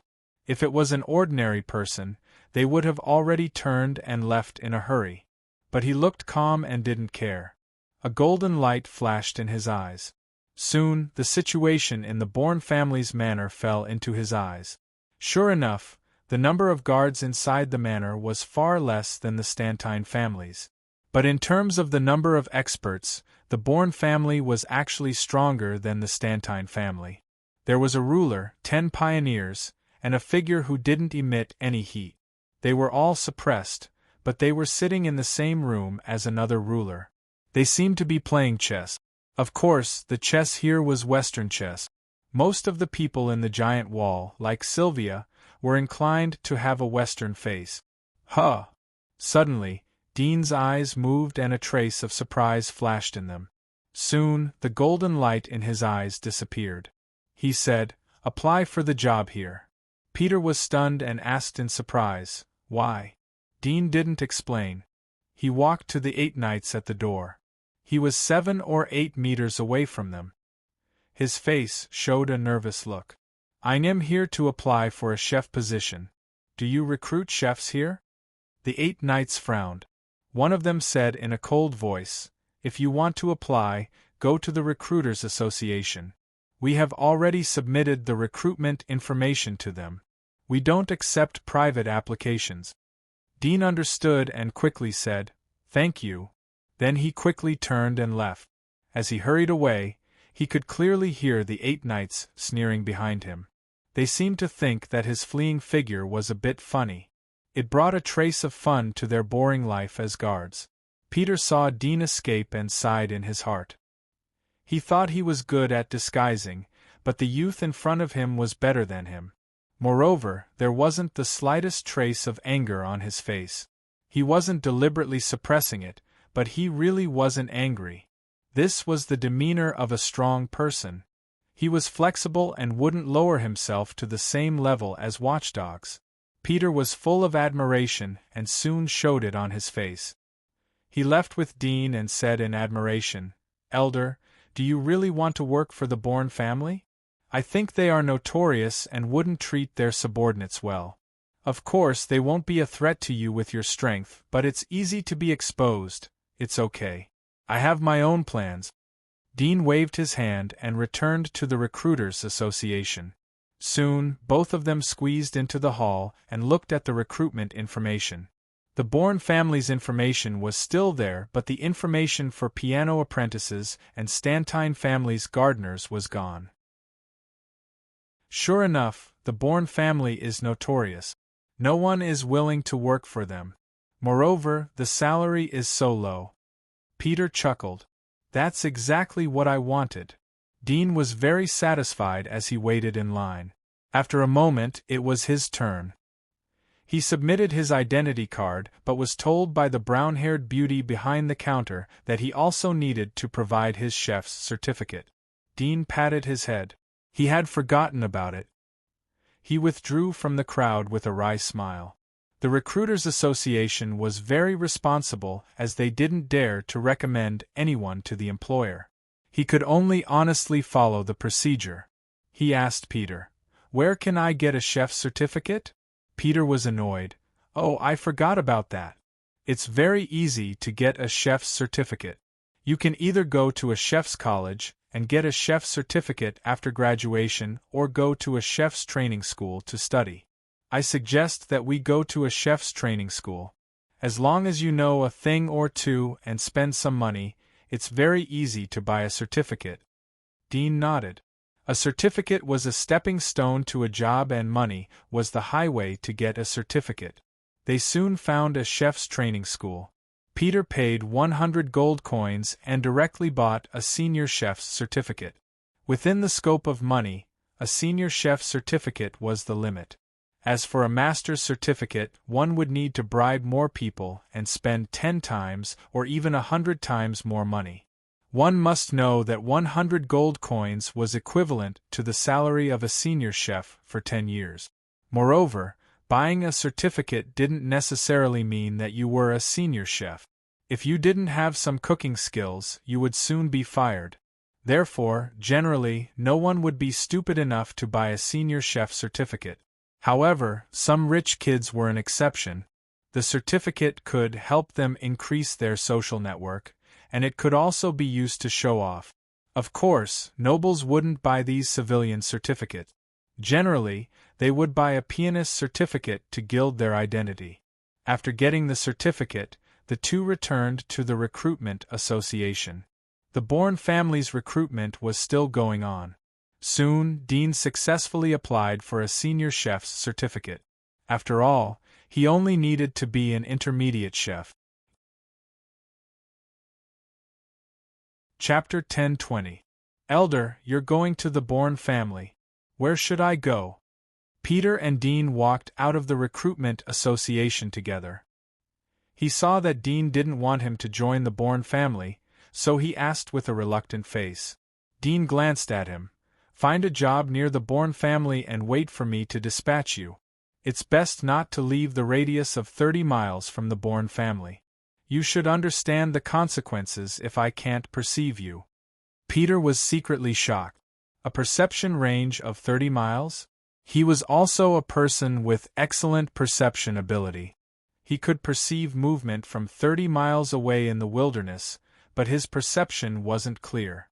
In the Phoenix main city, which was filled with people, not to mention sensing 30 miles, even locking onto a person who was 10 miles away was incomparably difficult. After all, this was not something that could be achieved by simply relying on smell and hearing. "My lord, Peter has always been loyal to you. I hope you won't be suspicious of me. I will never betray you. We're on the same boat." Although he was shocked, Peter's reaction wasn't slow, and he hurriedly said with a respectful smile. Dean indifferently said, "That's for the best. I hope you are a smart person. Even if my identity is leaked, it will be very difficult for the people here to keep me here. You should know how terrifying an avenger hiding in the dark is if I escape." Peter smiled bitterly in his heart. He naturally knew this. It was because of this that he didn't think of betraying Dean and secretly snitching. After all, if Dean survived, then his situation would be dangerous. It was absolutely a thankless task. Moreover, he wouldn't be able to explain it to Lord Honglien. He couldn't say that he deliberately used a scheme to lure them over. Lord Honglien might not believe him and would only think that he was greedy for life and afraid of death. The two once again went to the Bourne family's residence after hiring a carriage. Dean asked Peter to wait on the street. He came to the entrance of the manor alone with the application certificate issued by the Recruitment Association. The 8 knights looked at him. They obviously remembered Dean. When they saw the Recruitment Association certificate in Dean's hand, they slightly raised their eyebrows. There was a touch of mockery in the corners of their mouths. It seemed that there was another meaning behind it. "I'm here to apply for a job as a chef.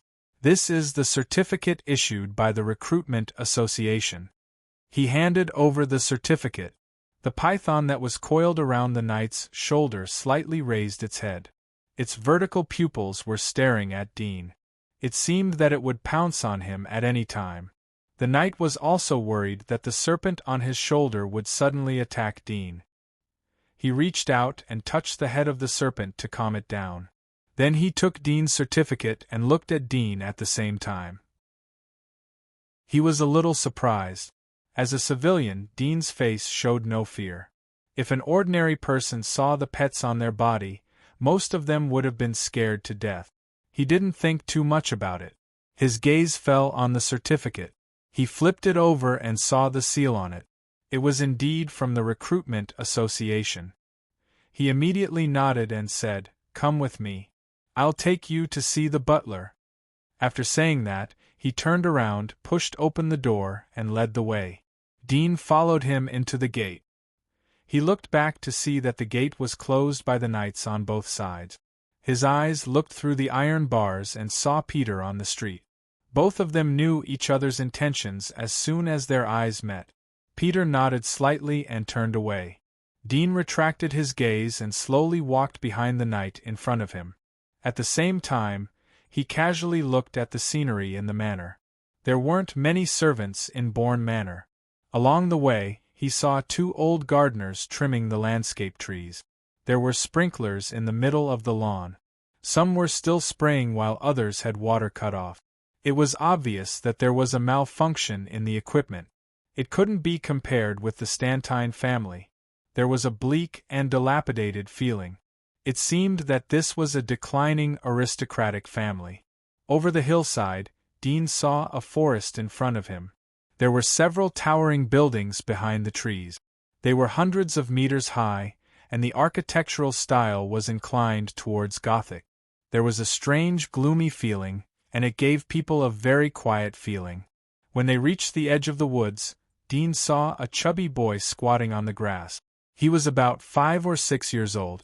He was squatting on the grass and was playing with something. He looked like an ordinary child playing with stones on the side of the road. When the knight saw the little fatty, he bowed respectfully and greeted, "Young Master Leo." The little fatty was surprised. He turned around and stood up from the ground. At this time, Dean saw that his hands were covered with blood, very sticky, like bright red pulp. Looking from between his legs, there was a skinned rabbit lying on the ground. The whole body was dripping with blood. The rabbit head was twisted 180 degrees. Dean slightly frowned as he looked at the little fatty. The little fatty stared at the knight and Dean. He didn't speak, but his eyes were very strange. The knight felt a little uncomfortable under his gaze. He forced a smile and said, "Young master, this is the new chef. He will make delicious food for you in a while. I will take him to report to the butler first." Then he quickened his pace and walked forward. The little fatty watched them leave. Dean looked back and saw that the little fatty was still staring at their back. "Here we are." At this time, the knight's voice came from the front. Dean looked up. They had arrived in front of a towering building along the gravel path. There was a lot of moss on the ground. It looked like an old building that had been in disrepair for a long time. There was a huge bat pattern on the door. It was making threatening gestures and grinning, revealing its extremely long fangs. There were 2 expressionless knights stationed at the door. After the knight explained the purpose of their visit, they opened the door for the 2 of them. It was dark inside the door, and the cold air swept out from inside, making Dean feel that the surrounding temperature had dropped a few degrees. Looking from the side, he clearly saw that the knight's face was a little stiff and unnatural, but he still lifted his foot and walked in. The light was dim in the cold building. There was only one lit lamp. The flickering light was lonely and cold. Dean's line of sight was not affected by the darkness. He saw an empty throne above the building. On both sides of the stone pillars stood knights in black armor. Their bodies were almost integrated with the darkness. It was difficult to see them clearly.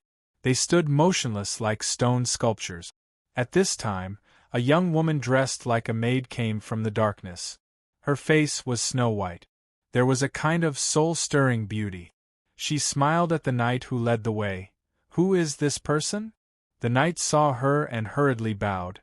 "This is the candidate recommended by the Recruitment Association. He is applying for a chef position."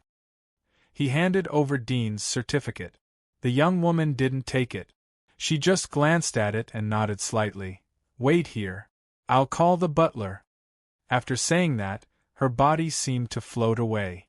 Her footsteps were silent, and there were no ups and downs. Chapter 10:21. It didn't take long for the enchanting maid to come back, followed by a figure in a black tuxedo. This was a middle-aged man with pale skin, dark blue eyes, deep eye sockets, and a high nose bridge, which made his cheeks have a very three-dimensional outline. He was very handsome. His face was indifferent as he looked at Dean for a moment. He took the certificate from the guide knight and looked at it. Dean's identity information was recorded on it. He nodded slightly. "Senior chef? My salary here is only 20 silver coins a month. Are you willing?" Dean's face showed disappointment. He hesitated. Can I add a little more?" The middle-aged butler frowned slightly. He pondered for a moment and said, "Considering that you are a senior chef, I will raise your salary by 5 silver coins. If you are willing, you can stay. If not, you can leave." Dean hesitated for a moment and finally showed a determined look. "I am willing." The middle-aged butler slightly raised his eyebrows. He was a little surprised. His dark blue eyes slightly narrowed as he stared at Dean. "Why? With your conditions, you should be able to find a better place." "I am in urgent need of money." Dean lowered his head. It seemed that it was difficult for him to speak. His hands kept rubbing his clothes. He looked very restrained and nervous. The middle-aged butler's eyes showed a flash of understanding. He indifferently said, "Let's make it clear in advance that you have to work here for at least a year. You can't leave halfway. Otherwise, you should know the price of violating the labor contract. However, since you are in urgent need of money, I can predict your salary for 3 months in advance. What do you think?" Dean showed a look of great joy and looked at him gratefully. "Thank you, sir." The butler indifferently smiled and said to the maid next to him, "Angela, take him to the kitchen. By the way, see his cooking skills. It just so happens that the second miss is hungry. Let him make a pastry and send it to her." "Yes, butler." The charming maid smiled and nodded. Then she winked at Dean playfully. "Mr. Chef, please come with me." Dean blushed. He bowed his head and followed her step by step. Angela took Dean through the hall to the back of the hall. They went around several rooms and passed through a door. The kitchen was at the back of the building. As soon as Dean entered the kitchen, he saw 3 people in chef's clothes sitting on wooden benches in the open space outside the kitchen playing cards. Seeing Angela's arrival, the 3 of them were shocked. They hurriedly stood up and said respectfully, "Greetings, Miss Angela. Why are you here?" Angela glanced at the 3 and slightly frowned. "Why? Can't I come here?" The 3 hurriedly waved their hands. One of them laughed and said, "Of course you can come here, Miss Angela. You are still as beautiful as usual. Hey, who is this person?" Angela was already immune to his flattery. With a calm expression, she waved her hand and said, "This is the new chef. He's younger than you, but he's a high-level chef. You should learn from him in the future. Now, get out of here. I want to see his culinary skills." The three of them looked at Dean in surprise. They didn't expect the youth in linen clothes to be a senior chef. The three of them heard Angela's words. Their eyes flashed as they looked at each other. They smiled and bowed their heads to leave. After the three left, Angela closed the kitchen door and walked to Dean with enchanting step. She gently raised her hand and lifted Dean's chin. Her snow-white cheeks were full of charm. She stretched out her sexy tongue and licked her lip. "Mr. Chef, you are so handsome." Dean was startled. He saw the desire in her eyes. His fingers slightly clenched, but soon loosened. He blushed and said, "Miss Angela, you are joking. What dish do you want me to cook to prove my cooking skills?" Angela grinned and turned to Dean's cheek. Their lips almost touched. Dean could smell the strong fragrance from her body, which made him feel strangely excited. He leaned back slightly and reluctantly smiled. "Miss Angela, you seem to be too close." Angela saw Dean's shy look, and her eyes lit up. She used her fingers to lift Dean's chin and said in a soft voice, "The dish to prove that you are a chef is in front of you. Don't you want to taste it?" Dean smiled bitterly in his heart. "Miss Angela, if we don't make pastries quickly, will the second miss wait too long?" Angela's upper body was leaning on Dean's body. Her body was soft and warm. Her fingers gently tapped on Dean's chest. She was very playful and had a fatal temptation.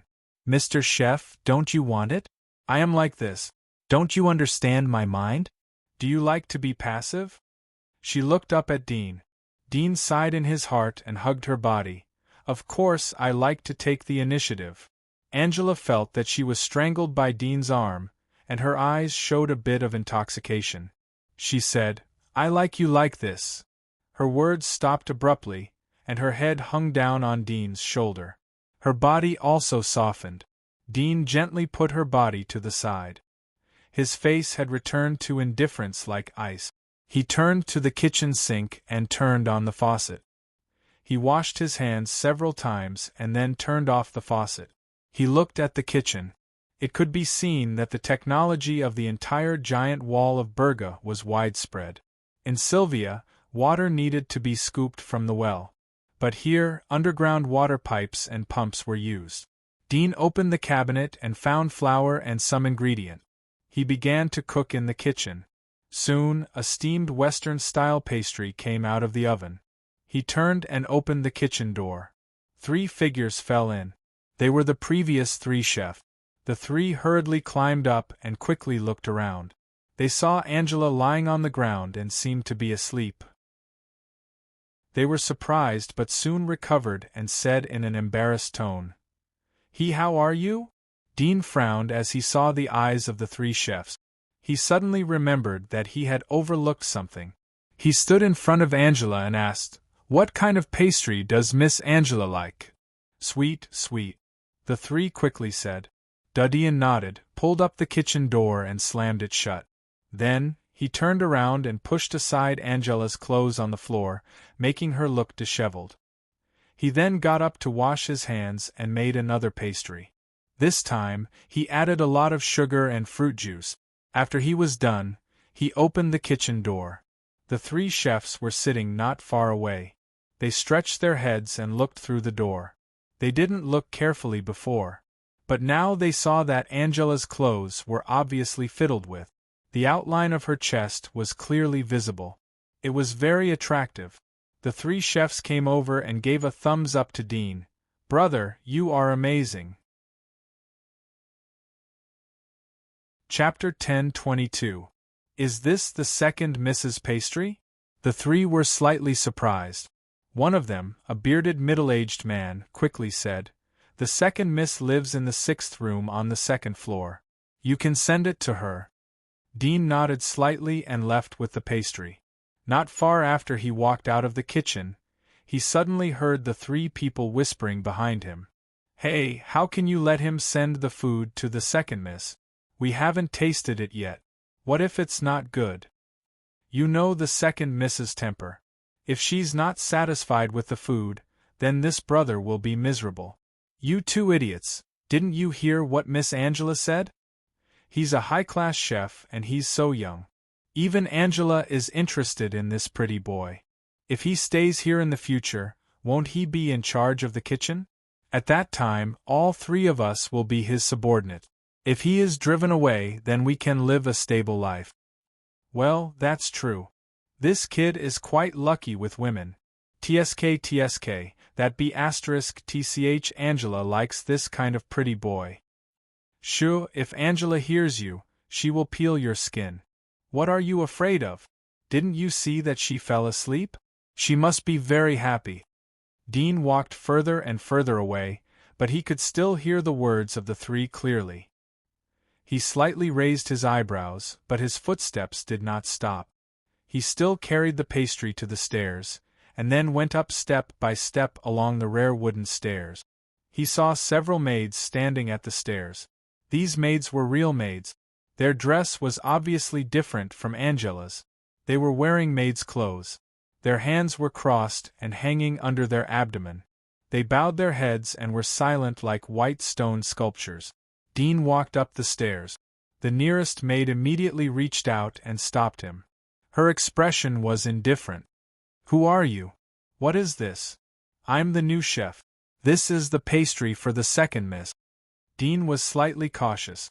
The maid looked at him and thought that he should not have the courage to lie. She slightly nodded and said, "Follow me." She turned and led the way. Soon, the two came to the front of the sixth room. The maid gently knocked on the door and whispered, "Second miss, the pastry you ordered is here." Her voice became soft and very pleasant to listen to. It was completely different from the previous cold tone when she spoke to Dean. Standing outside the door, Dean could faintly hear strange moans coming from inside. He could perceive the situation in the room, and his eyes flashed a trace of strangeness. When the maid turned back, he returned to his reserved appearance. "Come in." An elegant voice came from the room. The maid heaved a sigh of relief and pushed the door open. The first thing Dean saw was the bright red fluffy carpet. After entering the door, he saw that it was a very spacious room. There was a big bed in the big room, 4 or 5 meters wide. There was a lifelike oil painting hanging on the wall behind the bed. The painting was of a very beautiful woman, dignified and elegant. But at the moment under the painting there was a strange scene. 2 strong young men, naked, were tied to the bed. In front of them there was a girl wearing a black silk skirt, holding a bumpy black whip in her hand. There was an arrogant smile on her face. She stepped on the back of one of the young men and looked down at them. She was like a queen on the battlefield, but the whole bed was full of obscene atmosphere. The maid seemed to have long been accustomed to this scene. She looked down at her feet and respectfully said, "Second miss, your pastry is here." The girl turned her head and glanced at him. When she saw Dean's appearance, she was slightly startled, and her eyes lit up. She turned around with interest, slightly raised her head, and arrogantly said, "You, come here." Dean sighed in his heart, but still walked over. "You look good, but unfortunately, you are a civilian." The girl looked at Dean and raised the corner of her mouth. "Take off your clothes and let me see." Dean was slightly stunned. He didn't expect the other party to be so direct. He quickly said, "Second miss, I just applied to be a chef. I specially brought you pastries. I hope you can taste it and see if it is to your taste." The girl frowned. "Are you a chef?" Dean nodded quickly. "Humph." The girl coldly snorted, and her face turned cold. "You don't know what is good for you." Dean was speechless. He suddenly felt that this family was a bit sick. Whether it was the young master named Leo in the woods, the girl in front of him, or the housekeeper he met before, they all gave him a strange sick feeling. However, Thinking of the scene in the underground of the family, he could more or less understand. "You go out first," the girl said to the maid. The maid respectfully retreated and closed the door. The room suddenly became quiet. Only the strange sounds of the two young men who were tied up from time to time made Dean's scalp tingle. "I'll give you another chance. Take off your clothes." The girl condescendingly arrogant. Dean felt a headache. He thought for a moment, put the pastries in his hand on the table, took a few steps forward and softly said, "Miss, should I take off my clothes like this?" Then he untied the belt. The girl's impatient look was slightly restrained. There seemed to be some hesitation, but soon she proudly said, "Hurry up. Is it like this?" Dean's movements were very slow, and his voice became erratic. There was a trace of trance in the girl's eyes, but she still maintained an impatient tone and said, "Yes. Is it really like this?" Dean's fingers were still moving slowly, but if someone were to see it, they would find that Dean's fingers were not moving the belt, but his fingers were moving, bringing a series of afterimages. When both hands moved at the same time, there seemed to be countless finger afterimages, dazzling the eyes of the onlookers. There was a trace of confusion in the girl's eyes, and she said, "Is it like this? Miss, look carefully. Is it really like this?" Dean slowly approached, and the afterimages between his fingers were getting more and more numerous. He slowly raised his fingers and approached the girl's eyes. The girl stared blankly, as if she was sluggish. Dean whispered, "Miss, you are sleepy." The girl instinctively yawned, and her eyelids drooped. "You need to rest," Dean continued. The sleepiness on the girl's face was thicker, and her body slightly swayed, as if she would fall at any time. "Miss." One of the young men who was tied felt strange. He turned his head and suddenly saw the countless afterimages between Dean's fingers. He could not help but be stunned. Dean ignored him, still looking at the girl, and softly said, "You need to rest now, so I won't disturb you. Go to sleep, sleep in peace." The girl slowly closed her eyes, and her mouth mumbled some vague words. Her body swayed, and she fell straight down. Dean grabbed her with his palm and slowly put her down. Then, like lightning, he knocked out the other young man. The young man who saw the afterimages of Dean's fingers widened his eyes, and his face was full of horror. He looked at Dean incredulously. Dean slowly approached and rotated his fingers. "You are very tired, you need to rest." The young man looked at him in horror and wanted to shout, but as soon as he opened his mouth, it was pinched by Dean. At the same time, he felt the back of his head was hit hard, and his brain suddenly became chaotic and confused. At this time, the fingers that emerged in his sight were like beams of light, and he was in a trance. "Forget all this, you need to rest." Dean's voice was like a dream, ringing in the young man's ear. The young man's eyelids slowly drooped. After a moment, Dean hypnotized the young man to sleep, picked up the pastries, ate them with a fork, and turned to leave the room. It's really troublesome." Dean closed the door, sighed, and felt a trace of helplessness. He shook his head, turned and walked along the corridor, passing by the previous maid. The latter glanced at him, but did not say anything. Dean went back to the kitchen, and the three men were surprised to see that Dean's hands were empty. They could not help but ask, "Where's the pastries? Did you give them to the second miss?" Dean nodded slightly. "She ate them?" "Yes, she said they tasted good." The three men seemed to be choked by something. After a while, they reacted and quickly surrounded him to congratulate him. Dean smiled and casually said a few words. He went into the kitchen and saw Angela still lying as before. He stepped forward and touched her gently. Soon, Angela woke up and opened her confused eyes. When she saw Dean clearly, she suddenly sat up. As soon as she sat up, she saw her messy clothes, and her cheeks could not help but blush. She felt a little shy, but soon she woke up and turned to stare at Dean. "How did I fall asleep?" Dean smiled and ambiguously said, "It's probably because your body is too poor." Angela almost laughed. Her body was weak? She was a pioneer and a master among the pioneers. How could a civilian say her body was weak?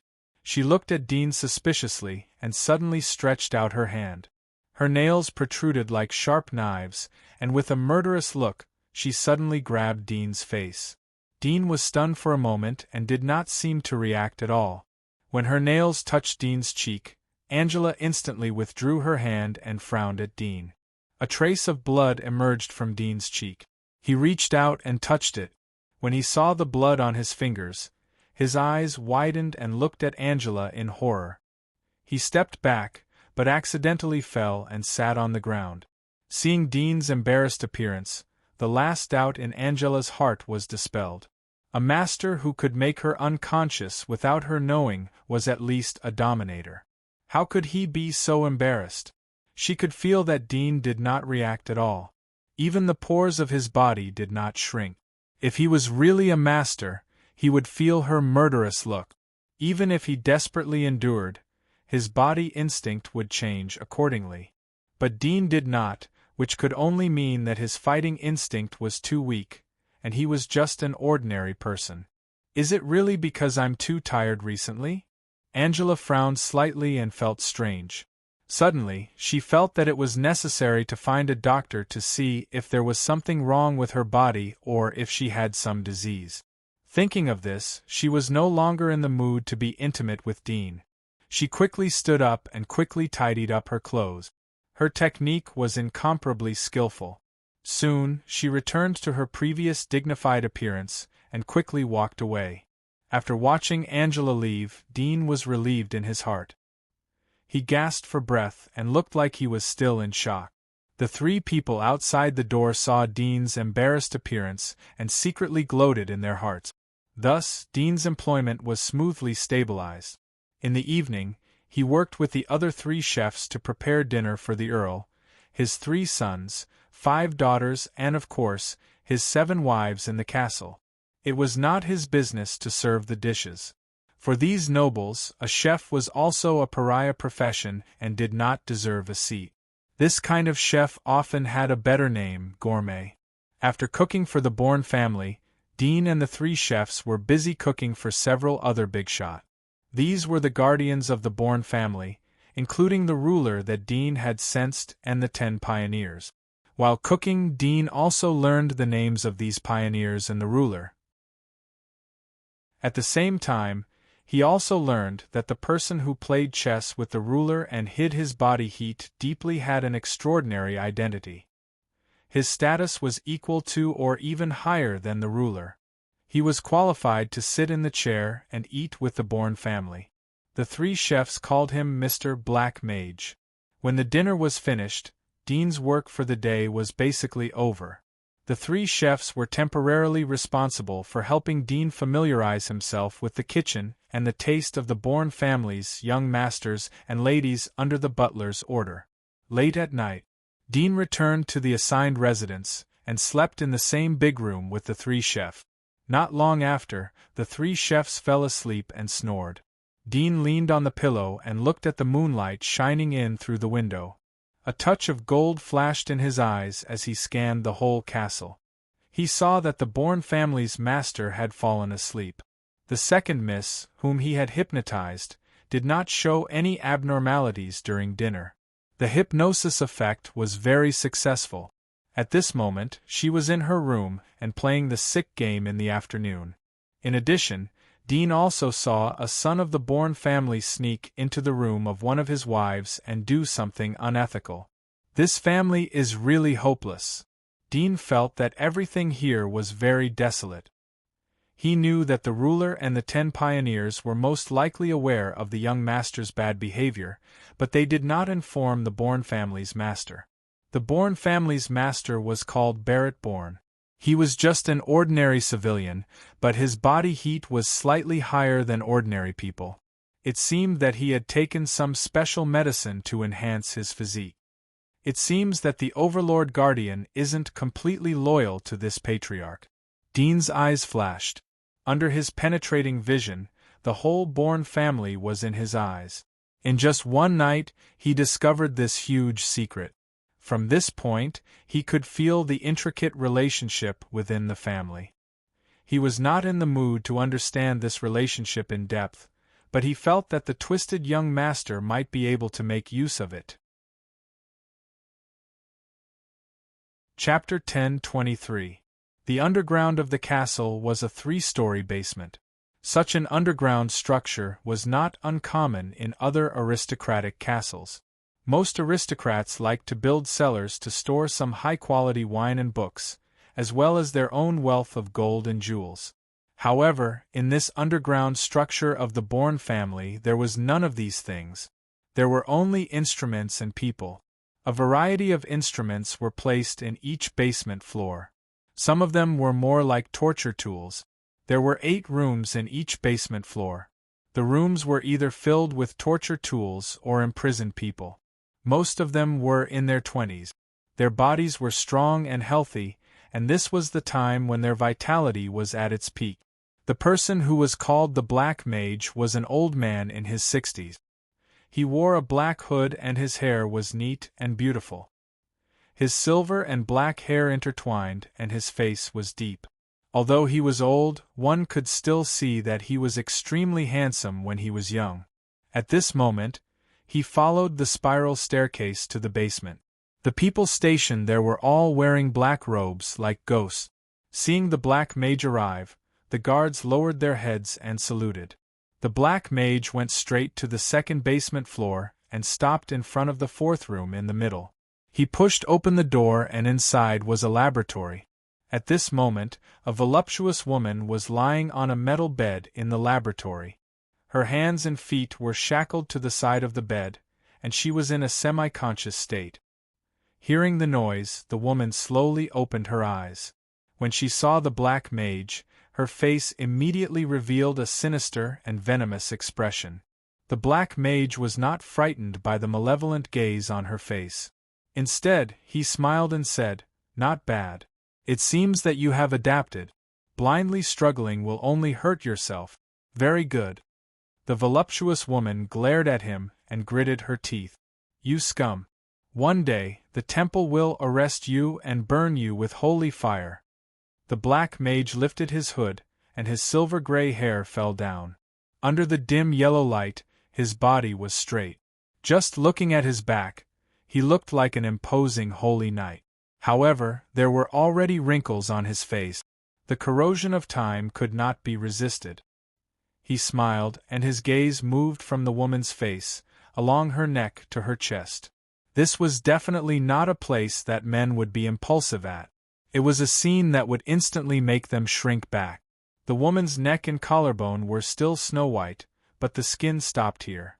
The lower half had been cut open, the flesh and blood clearly visible inside, as if she had been skinned alive. Meanwhile, a bit below this flesh and blood tissue, at the level of the heart, several clavicles that were like the claws of a skeleton opened up, within them a lump of slightly wriggling dark red tissue, as well as a bright red beating heart. The dark wizard's eyes sparkled as if he was admiring a perfect piece of art. There was a hint of fanaticism and intoxication in his eyes. Although he could see very clearly with his vision, he could not help but lean forward at that moment, as if he wanted to see every single blood vessel in detail. Seeing his expression, the woman felt nauseous. She looked at him with disgust. "You betrayed Lord Bourne. You will be executed sooner or later." When the dark wizard heard her words, he tilted his head slightly and glanced at her. He chuckled and said, "If I have to be judged, then only God can judge me. Unfortunately, there is no God in this world. Those fellows in the temple only know how to play tricks. Besides, the shady business they do is not much better than mine. The only difference is that they are powerful, so it is legal. However, I did not obey their rules, so I am not legal." The woman spat. "A villain like you deserves to die without a burial ground." The Black Mage smiled and turned to leave. He waved his hand and said, "Since you want me to die so much, then live well. Otherwise, how will you see that day?" As soon as he finished speaking, he went out of the door and closed the door behind him. After leaving the room, the black mage went to a laboratory on the third floor. This laboratory was soaked with all kinds of tissues and organs that had been cut off. There was a baby's head, a woman's broken hand, and the eyes and claws of beasts. There was also a heart and stomach that was soaked red. It was hard to tell whether it was a human or a monster. The black mage took off his coat and hung it at the side. He changed into the laboratory work clothes and took out a small glass test tube from the freezer.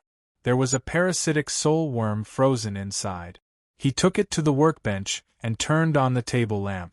Then he picked up the parasitic soul worm with tweezers and cut it with a knife. Then he put it in front of the instrument to observe. Seeing this instrument, Dean's eyes flashed. It was a microscope.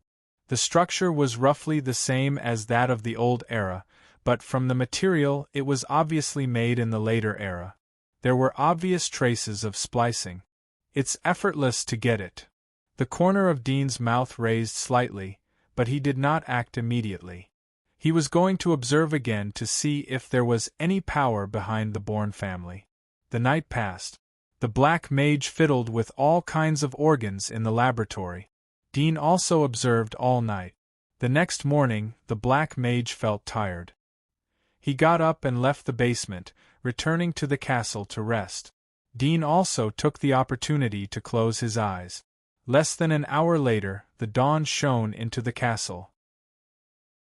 Dean sat up with a sleepy face and yawned. At this time, the other three also got up one by one and washed up.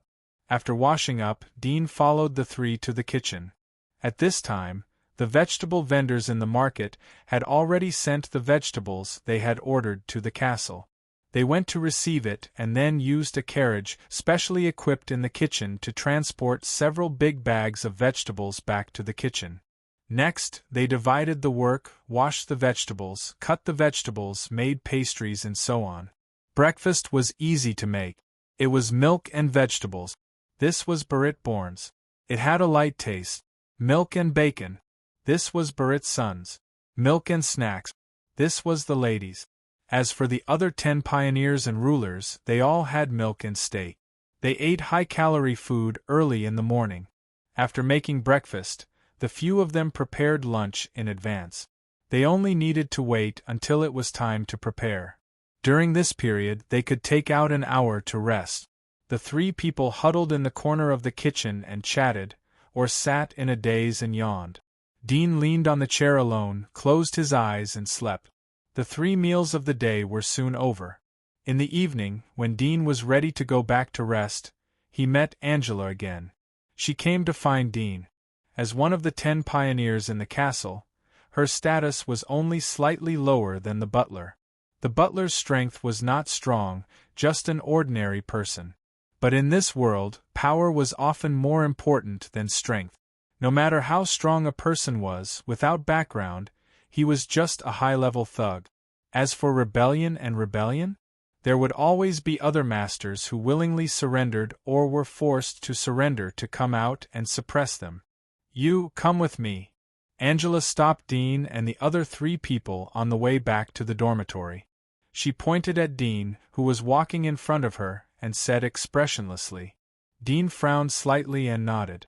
When he followed Angela not far away, he suddenly heard the envious discussion of the 3 people behind him. This kid is really lucky with women. It seems that Angela is addicted to him. It seems that this kid is going to be squeezed dry. Dean looked at Angela in front of him. She should also be able to hear such voices, but she did not respond. It seemed that this woman did not have much taboo in this aspect. Dean sighed softly in his heart.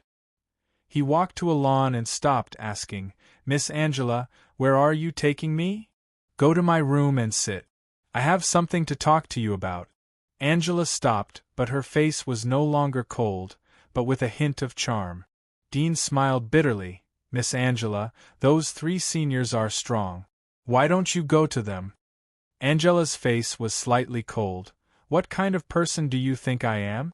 Do you think I will like any kind of goods? Just based on those 3 pigs? They are as ugly as a pile of shit. Bah, they are not even qualified to carry my shoes." Dean could not help but want to roll his eyes. Whether you like them or not depends on their appearance. Hurry up, don't waste my time. It's getting late, Angela urged. Dean's heart moved. He quickly agreed and quickly followed them. Angela turned her head and walked away. Unexpectedly, as soon as she turned her head, she heard a cry of pain behind her. She looked back and saw that Dean had fallen to the ground. How could you be so careless? Angela quickly stepped forward to support him. Dean looked up. A blood stain appeared on his cheek, and blood was flowing. Angela was shocked. What happened to you? She glanced at the place where Dean fell. There was a small stone stained with blood.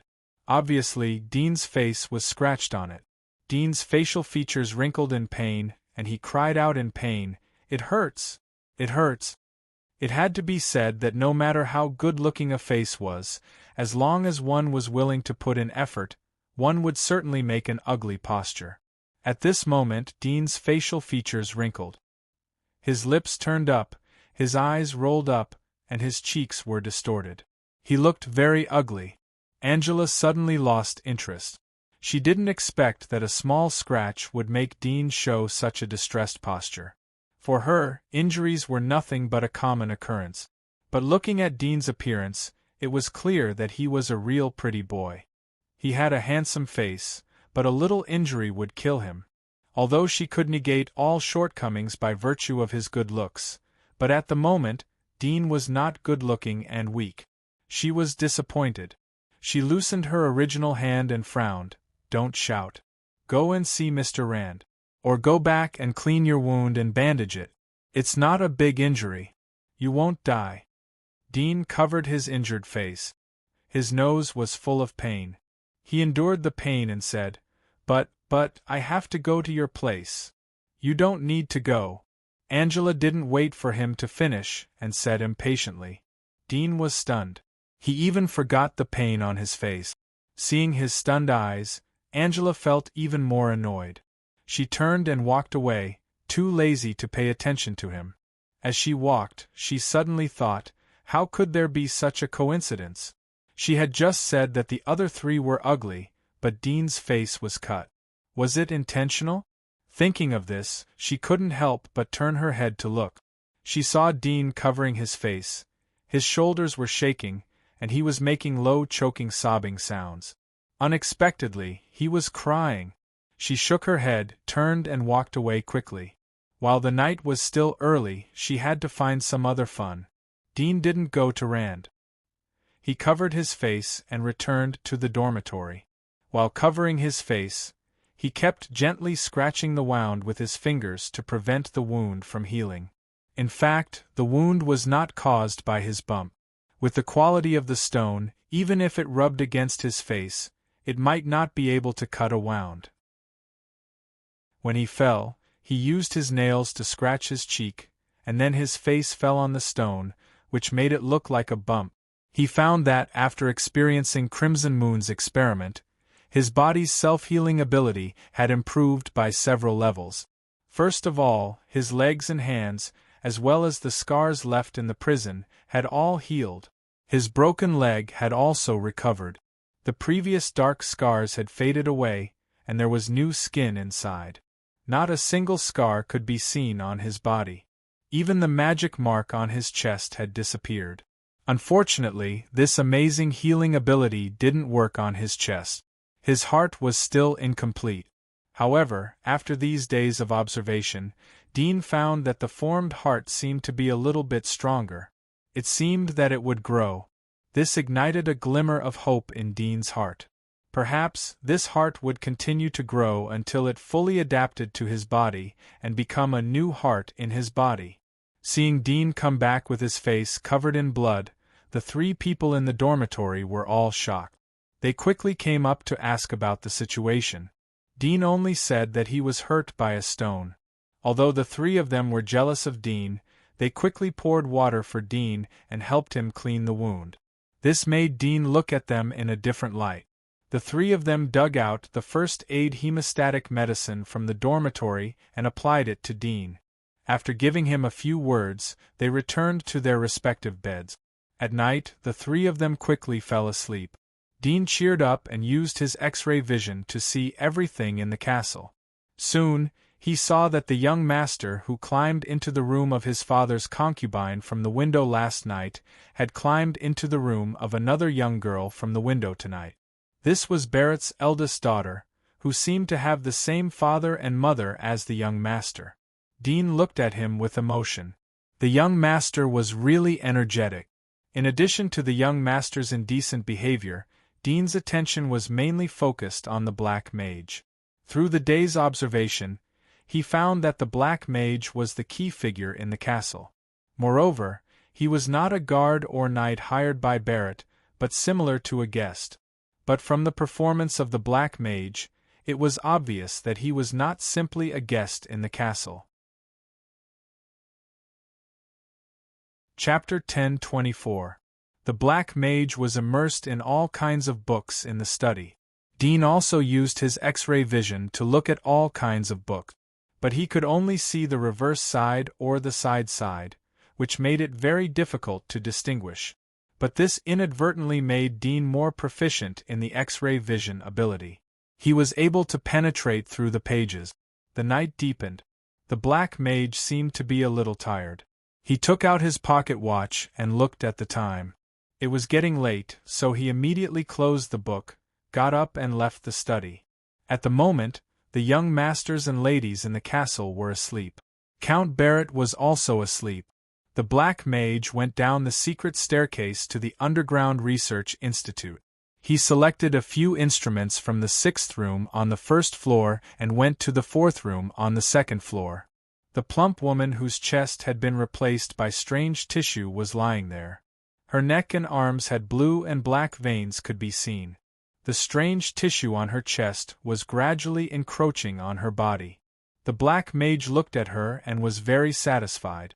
He turned to the side and took out anesthetic and other things to inject into the sleeping plump woman. The moment the injection happened, the voluptuous woman woke up in shock. She opened her eyes and saw the Dark Mage as well as the anesthetic in his hands. Instantly, her face turned ugly and a little hopeless. She gritted her teeth and said, "You sinner, the glory of the Burn King will punish you." The Black Mage chuckled. "Unfortunately, he has been dead for more than 200 years. Otherwise I would really like to use his body for research. I heard that the first batch of kings took the road of evolution outside of Magic Mark. All of them were fighting geniuses. Unlike today's nobles, they are just a group of pigs who only know how to eat and drink. At least pigs can be slaughtered and eaten. The thing I regret the most is that I persuaded him to accept you." The plump woman gritted her teeth. The Black Mage smiled. "I left the most precious thing to you because of the kindness of the past. Otherwise you would have been thrown into the mass grave like garbage and disposed of like those experimental subjects." The plump woman wanted to say something but felt her tongue was numb. The anger in her eyes suddenly turned into fear. She knew that the anesthetic effect had played a role.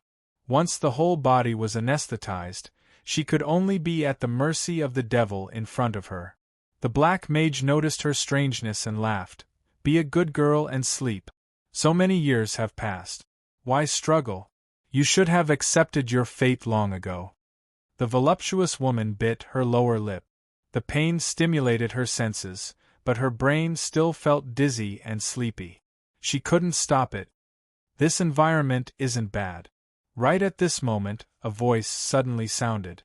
The sudden voice caused the two of them to jump in fright. The Black Magician and the voluptuous woman turned their heads at the same time and saw a young man dressed in linen clothes appear in the laboratory. Although he was dressed in ordinary linen clothes, they could still feel the young man's tall and straight temperament. His disdainful gaze made it seem as if his every movement was dignified. The plump woman was in a daze. Judging from Dean's attire, it was obvious that he was not a Black Mage's subordinate. But how could a villager suddenly appear here, and so suddenly? The moment the Black Mage saw Dean, his pupils slightly shrank. He quickly took 2 steps back. His muscles tightened and his bones moved. He slowly adjusted his posture and coldly stared at Dean. "Who are you?" Dean indifferently said. "Don't you remember me after eating my food?" The black wizard was startled and suddenly said in shock, "You're the newly recruited chef? Who the hell are you? What's your purpose in coming here?" He shouted, but his heart was a little nervous. Was his whereabouts exposed? The young man in front of him had a tall and straight temperament.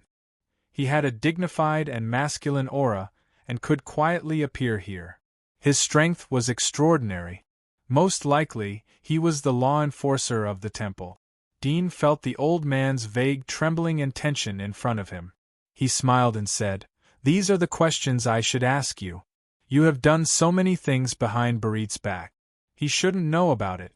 You have betrayed him and done these forbidden experiments here. Tell me, who is behind you?" He had wanted to continue observing for a few more days to familiarize himself with the Bourne family and this mysterious dark mage, but he realized that there was no meaning in continuing to observe. He had more or less found out what he needed to know. As for the rest that he didn't know, he would need to spend several times more time to find out from the clues. Interrogation was the most direct and convenient method. The black mage's face slightly changed. Dean's words seemed to be a tacit agreement. He knew that he couldn't give up today. His mind was spinning rapidly, thinking of a way to escape. Although he was not afraid of Dean in front of him, but if the other side sneaked into the Bourne family to capture him, it meant that his whereabouts had long been exposed. Most likely, there were other law enforcers outside. These damn beasts! He secretly cursed in his heart. His eyes turned and deliberately said with a fierce face, "Less nonsense, smelly boy. You dare to break in here alone. You are dead." Dean indifferently smiled. "It seems that it is necessary to make you obedient." The black mage sneered. Just as he was about to open his mouth, his pupils suddenly shrank. He only felt a sense of danger like a viper climbing up his back. His whole body was numb and his hair stood up. He hurriedly retreated, but it was still too late. In front of him, Dean suddenly magnified several times. "Pa!"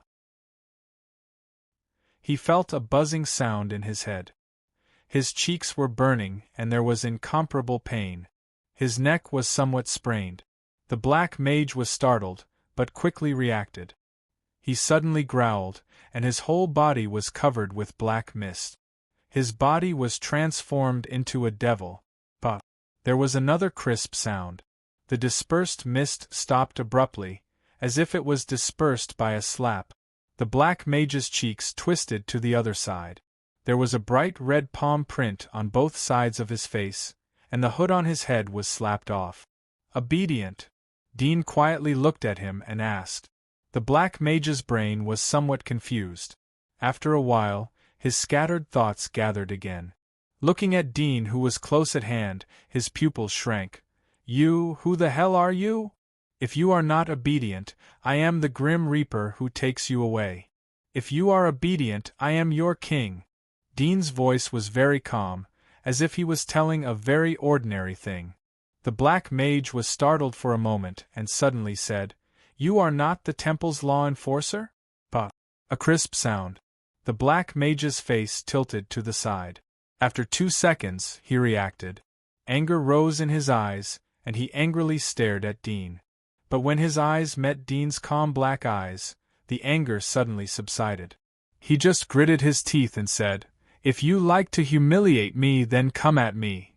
I am not interested in humiliating an old man." Dean indifferently said, "It is not your turn to ask questions, so don't blindly ask questions, so as to avoid looking for trouble for yourself." The black mage gritted his teeth, swallowed his anger, and did not speak. Pa! Another crisp sound. The black mage's mouth overflowed with blood, and his eyes almost spurted out fire. "What the hell do you want? I didn't ask you to be silent, I asked you to answer my question. I don't want to repeat it a second time." Dean indifferently said. The black mage trembled in anger as he thought of Dean's original words.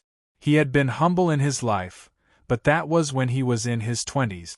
It was because of those humble experiences that he wanted to become strong, thirsted for strength, and thus embarked on this road. Since he set foot on this road, he had not been humiliated. He had long been accustomed to the superiority of controlling other people's lives. He did not expect that today it would be like being beaten back to its original form. This was pure humiliation and crushing. Compared to the temple's law enforcer who forced him to hide from place to place, his anger was stronger.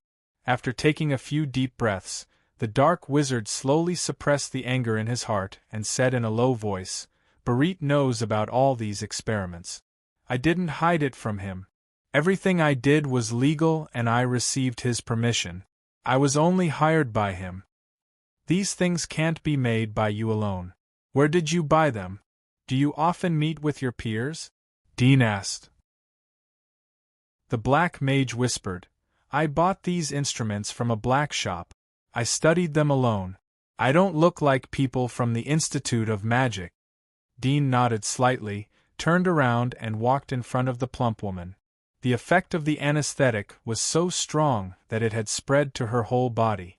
Her eyelids drooped, her head could not move, and she could not even speak. At this moment, her eyes were repeatedly rolling, as if she was struggling, but also as if she wanted to convey some information to Dean. Dean saw that she wanted to speak. He knew that she wanted to reveal a lot about the black mage, but he was not in a hurry. He looked at the black mage. "Is there any antidote for anesthesia? Give it to her. I think she should know a lot about you. After all, you are old friends, right?" The black mage's face slightly changed, but he reluctantly smiled. "There is no antidote for anesthesia here. The effect of anesthesia is too short." Dean didn't force the black mage. After all, he didn't know about the drugs. Blind intimidation would reduce the effect of intimidation. He immediately ordered, "Let's go to the 3rd floor." Then he turned and walked in front. He took the lead to open the door of the laboratory. The black mage looked at Dean's back in front of him. His eyes flashed, and a black mist slowly emerged from his body. The moment Dean opened the door, he suddenly accelerated and dashed toward Dean's back like a black phantom. Whoosh! The silver light flashed as a sharp blade pierced out. Puff! The silver light turned into an arc and bounced back into a full moon. A long black blade tail rose up like a viper. The tip of the tail was glowing with cold light. It was slightly swaying like a viper. It seemed that it had eyes that were looking at the black mage. The black mage's face was covered with scales. He was forced to take action halfway through his demonization. He was worried that Dean would notice him in advance. His arms had been demonized, but at this moment, one of his arms had disappeared along with his sleeve. On the ground behind his feet there was a demonized arm. It was covered with black scales. The fingernails were extremely long, like sharp daggers. "Do you have a grudge against me or against your own hand?" Dean's indifferent voice came. His words almost made the black mage faint. He covered his broken arm. The pain was too much for him to make a sound. He was angry, but more frightened. Previously, when he was controlled by Dean, he felt that it was because he didn't enter the demonic body. But at this moment, in the case of the demonic body, his strength had doubled, and his vision had become much stronger. Because of this, he was able to see the gap between his strength and Dean's. The sharp tail blade appeared almost instantaneously. The speed of the demonization was incredible. It must be known that the power of the magic mark stimulated the cell tissue to mutate. There was a process, and it would take at least a few seconds. But this terrifying tail blade appeared in an instant, not even a second. What kind of demonization speed was this? Feeling the tail blade getting closer, the black mage hurriedly replied, I didn't mean it. I have a grudge against my own hand." He felt a little embarrassed when he said this. "But I did it on purpose." Dean slightly tilted his head and glanced at the black mage. "Which part of your body do you have a grudge against? Tell me at once, and I'll avenge you." Feeling the cold air emitted from the tail blade, the Black Mage's face turned blue. He dryly said, "No, no more." "Is it really gone?" "Really, no more." The tail blade behind Dean's spine quickly retracted. The speed was so fast that the Black Mage didn't see it clearly. But when the tail blade was completely retracted, he saw that Dean's pants were intact. The tail blade was sticking out from the gap of the pants. His eyes widened.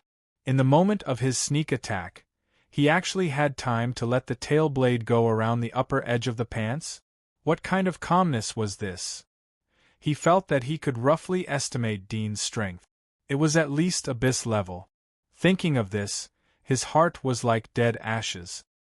He silently followed behind Dean and didn't wait for an opportunity to sneak attack. He felt depressed and stupid. Since Dean dared to leave his back to him, he naturally had taken precautions and deliberately waited for him to attack. Sure enough, after doing experiments for a long time, his combat experience was as stupid as a pig's. The Black Mage sighed in his heart. He used his robe to wrap the wound on his broken arm. Soon the bleeding stopped, but the pain was still spreading. Fortunately, it was within the range that he could endure. The spirit guards distributed on the second underground floor were a little stunned when they saw Dean swaggering out. They didn't see anyone pass by, but looking at Dean's appearance and dress, it was clear that he wasn't a prisoner here. However, when they saw the Black Mage following behind Dean, the spirit guards didn't step forward to intercept him. They tactfully turned a blind eye to him. Seeing that the spirit guards around him didn't move, the Black Mage was so angry that he almost vomited blood. The enemy sneaked in and you didn't see him, but now he was swaggering in front of you, and you still acted like you didn't see him? Are you all blind? Secretly angry, the Black Mage thought that if there was a chance, he must replace this group of trash. At this time, Dean had already led the way to the third underground floor. The spirit guards here saw Dean and the Black Mage together, but they didn't move. Dean came to the front of a laboratory. The door was locked. He slightly leaned to the side and glanced at the Black Mage. Chapter 10:25. There were all kinds of experimental equipment in the laboratory, such as gauges, flasks, titration tubes, scales, glimmering hourglasses, and so on. Of course, there was also the microscope that Dean cared about the most. "Did you buy all of these from a black shop?" Dean asked. The Black Sorcerer nodded. Dean picked up a few experimental instruments that he couldn't recognize and asked the Black Sorcerer about their uses. The Black Sorcerer answered them one by one in a low voice. His face regained his confidence. In this field of experiments, he was a professional. Moreover, as a Black Sorcerer who studied the art of life, he had a sense of superiority in his bones like other people in the same field. Even in the face of the strong abyss, his heart was filled with disdain. Dean turned around and found that the instruments in the laboratory were used for biological and chemical research. He was very satisfied because it saved him a lot of time. He immediately came to the microscope, took out a drop of his blood as a sample, and carefully observed it under the microscope. The Black Sorcerer looked at Dean, who was concentrating on looking at the microscope. His eyes flashed slightly, and there was a hint of killing intent in his eyes. But when his eyes swept to the end of Dean's spine, a trace of fear flashed in his eyes. He didn't know whether Dean was testing him again, but he estimated that this was not the best time to assassinate him, because soon Dean would be shocked by this great magic tool and exclaim. He was waiting. However, after waiting for a moment, Dean seemed to be asleep, motionless, still concentrating on looking at the microscope. He frowned slightly, and there was some entanglement in his heart. He felt that he couldn't figure out Dean's thoughts. 10 minutes later, Dean slowly raised his head. His expression was uncertain. Sometimes he was shocked, and sometimes he was confused. If it wasn't for the previous repeated confirmation, he would really suspect that he was mistaken. The general composition of blood mainly consisted of blood cells and plasma. But in his blood, in addition to these two basic substances, there was also a type of tiny cell. It was light black, and the cell was not round. Instead, it was bullet-shaped and extremely sharp. As it flowed, it pierced into the blood cells and fused with them, just like the fusion of sperm and eggs. After accepting the light black cone-shaped cell, the color of the blood cell became darker, and a black outline could be seen inside, as if it was breeding something. The color of the blood cell also changed, and sharp black thorns slowly grew on the surface, like a sea urchin. One after another, the blood cells were penetrated by the cone cells and fused with each other like a virus. The speed was medium. Dean could not help but think of his body. At this moment, the blood in his body was fusing with the black cones. His body was constantly undergoing changes that were difficult to be seen by the naked eye. This feeling made his scalp go numb, and his heart was filled with panic. No matter who it was, when they felt that they were changing uncontrollably, they would be afraid that they would lose themselves. However, these black cones were only the mysterious third substance that made up his blood. He found that the composition of his blood was also very different from that of a normal human. His blood contained a small amount of plasma protein, but a large amount of hydrochloric acid. In other words, the substance could not be called hydrochloric acid. Salts and acids were only the main components of it. In addition, there were other substances that he could not identify. All of these combined made the hydrochloric acid in the plasma extremely corrosive, even more terrifying than sulfuric acid. However, the amazing thing was that the hydrochloric acid in the blood did not corrode the glass he used to extract the blood. Rather than saying it was corrosive, it was more accurate to say that it was engulfing. This characteristic had no effect on inanimate objects, but to other life forms it was a fatal poison. Is this the after-effect of the Crimson Moon experiments? Could it be the desolate god's substance? Dean's eyes flashed. After thinking for a moment, he turned to look at the black mage beside him. "Call in one of your guards." The black mage was slightly startled. He did not know what Dean's intention was, but he still left the laboratory and summoned a guard near the cloister. The guard wearing a black robe entered the laboratory. He lifted the hood of his head, revealing a snow-white face. It turned out to be an extremely beautiful woman wearing crystal pendant earrings. She had an elegant temperament. She quickly glanced at the scene in the laboratory and was somewhat puzzled. She bowed her head and said to the black mage, "Sir, what can I do for you?" The black mage looked at Dean.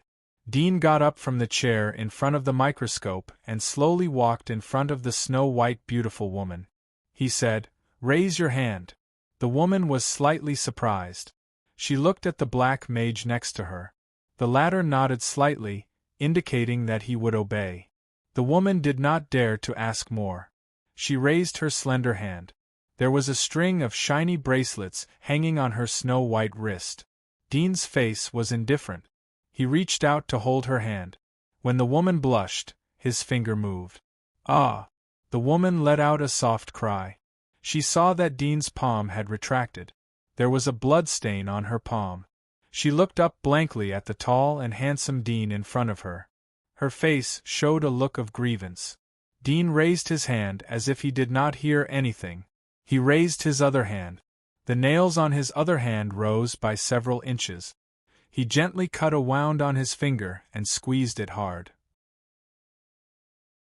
Soon, a few drops of blood fell along the wound and fell on the woman's palm.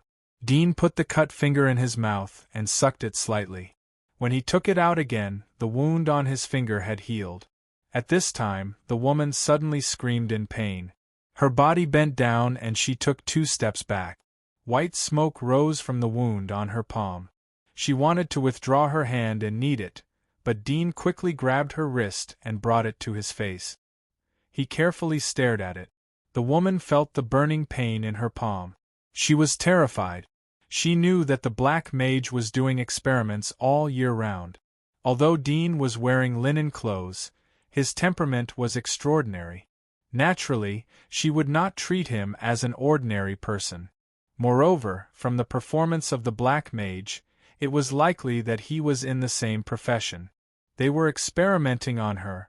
Thinking of the terrible experiments of the Black Mage, she could not help but struggle violently. She wanted to withdraw her hand.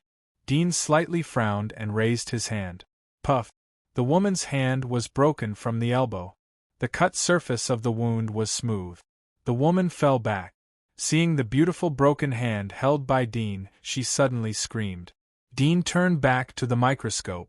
He adjusted the distance of the microscope. Then he put the woman's broken hand under the microscope and observed it from the microscopic world. He was stunned by what he saw. After a moment, he slowly raised his head. There was no shock on his face. Everything was as he thought. The woman's hand only confirmed his speculation. His blood could devour the cells of other creatures. Simply put, for other creatures, his blood was equivalent to sulfuric acid. If he did not cut off the woman's hand and let his blood corrode it, her life would end here. It was only a matter of time. Is this the god's blood made by Crimson Moon? Dean's face changed. Even he felt horrified. Just a drop of blood was enough to be fatal. While he was thinking, the snow-white broken hand beside the microscope quickly rotted and dried up. The surface emitted more white smoke. The festering area expanded from the palm to the whole palm and quickly extended to the wrist. The Black Mage was dumbfounded. He could roughly guess the reason, but he could not believe it.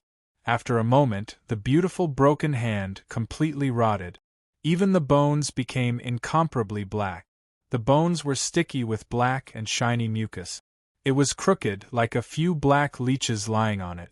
The snow-white crystal bracelet hung intact on the wrist bone.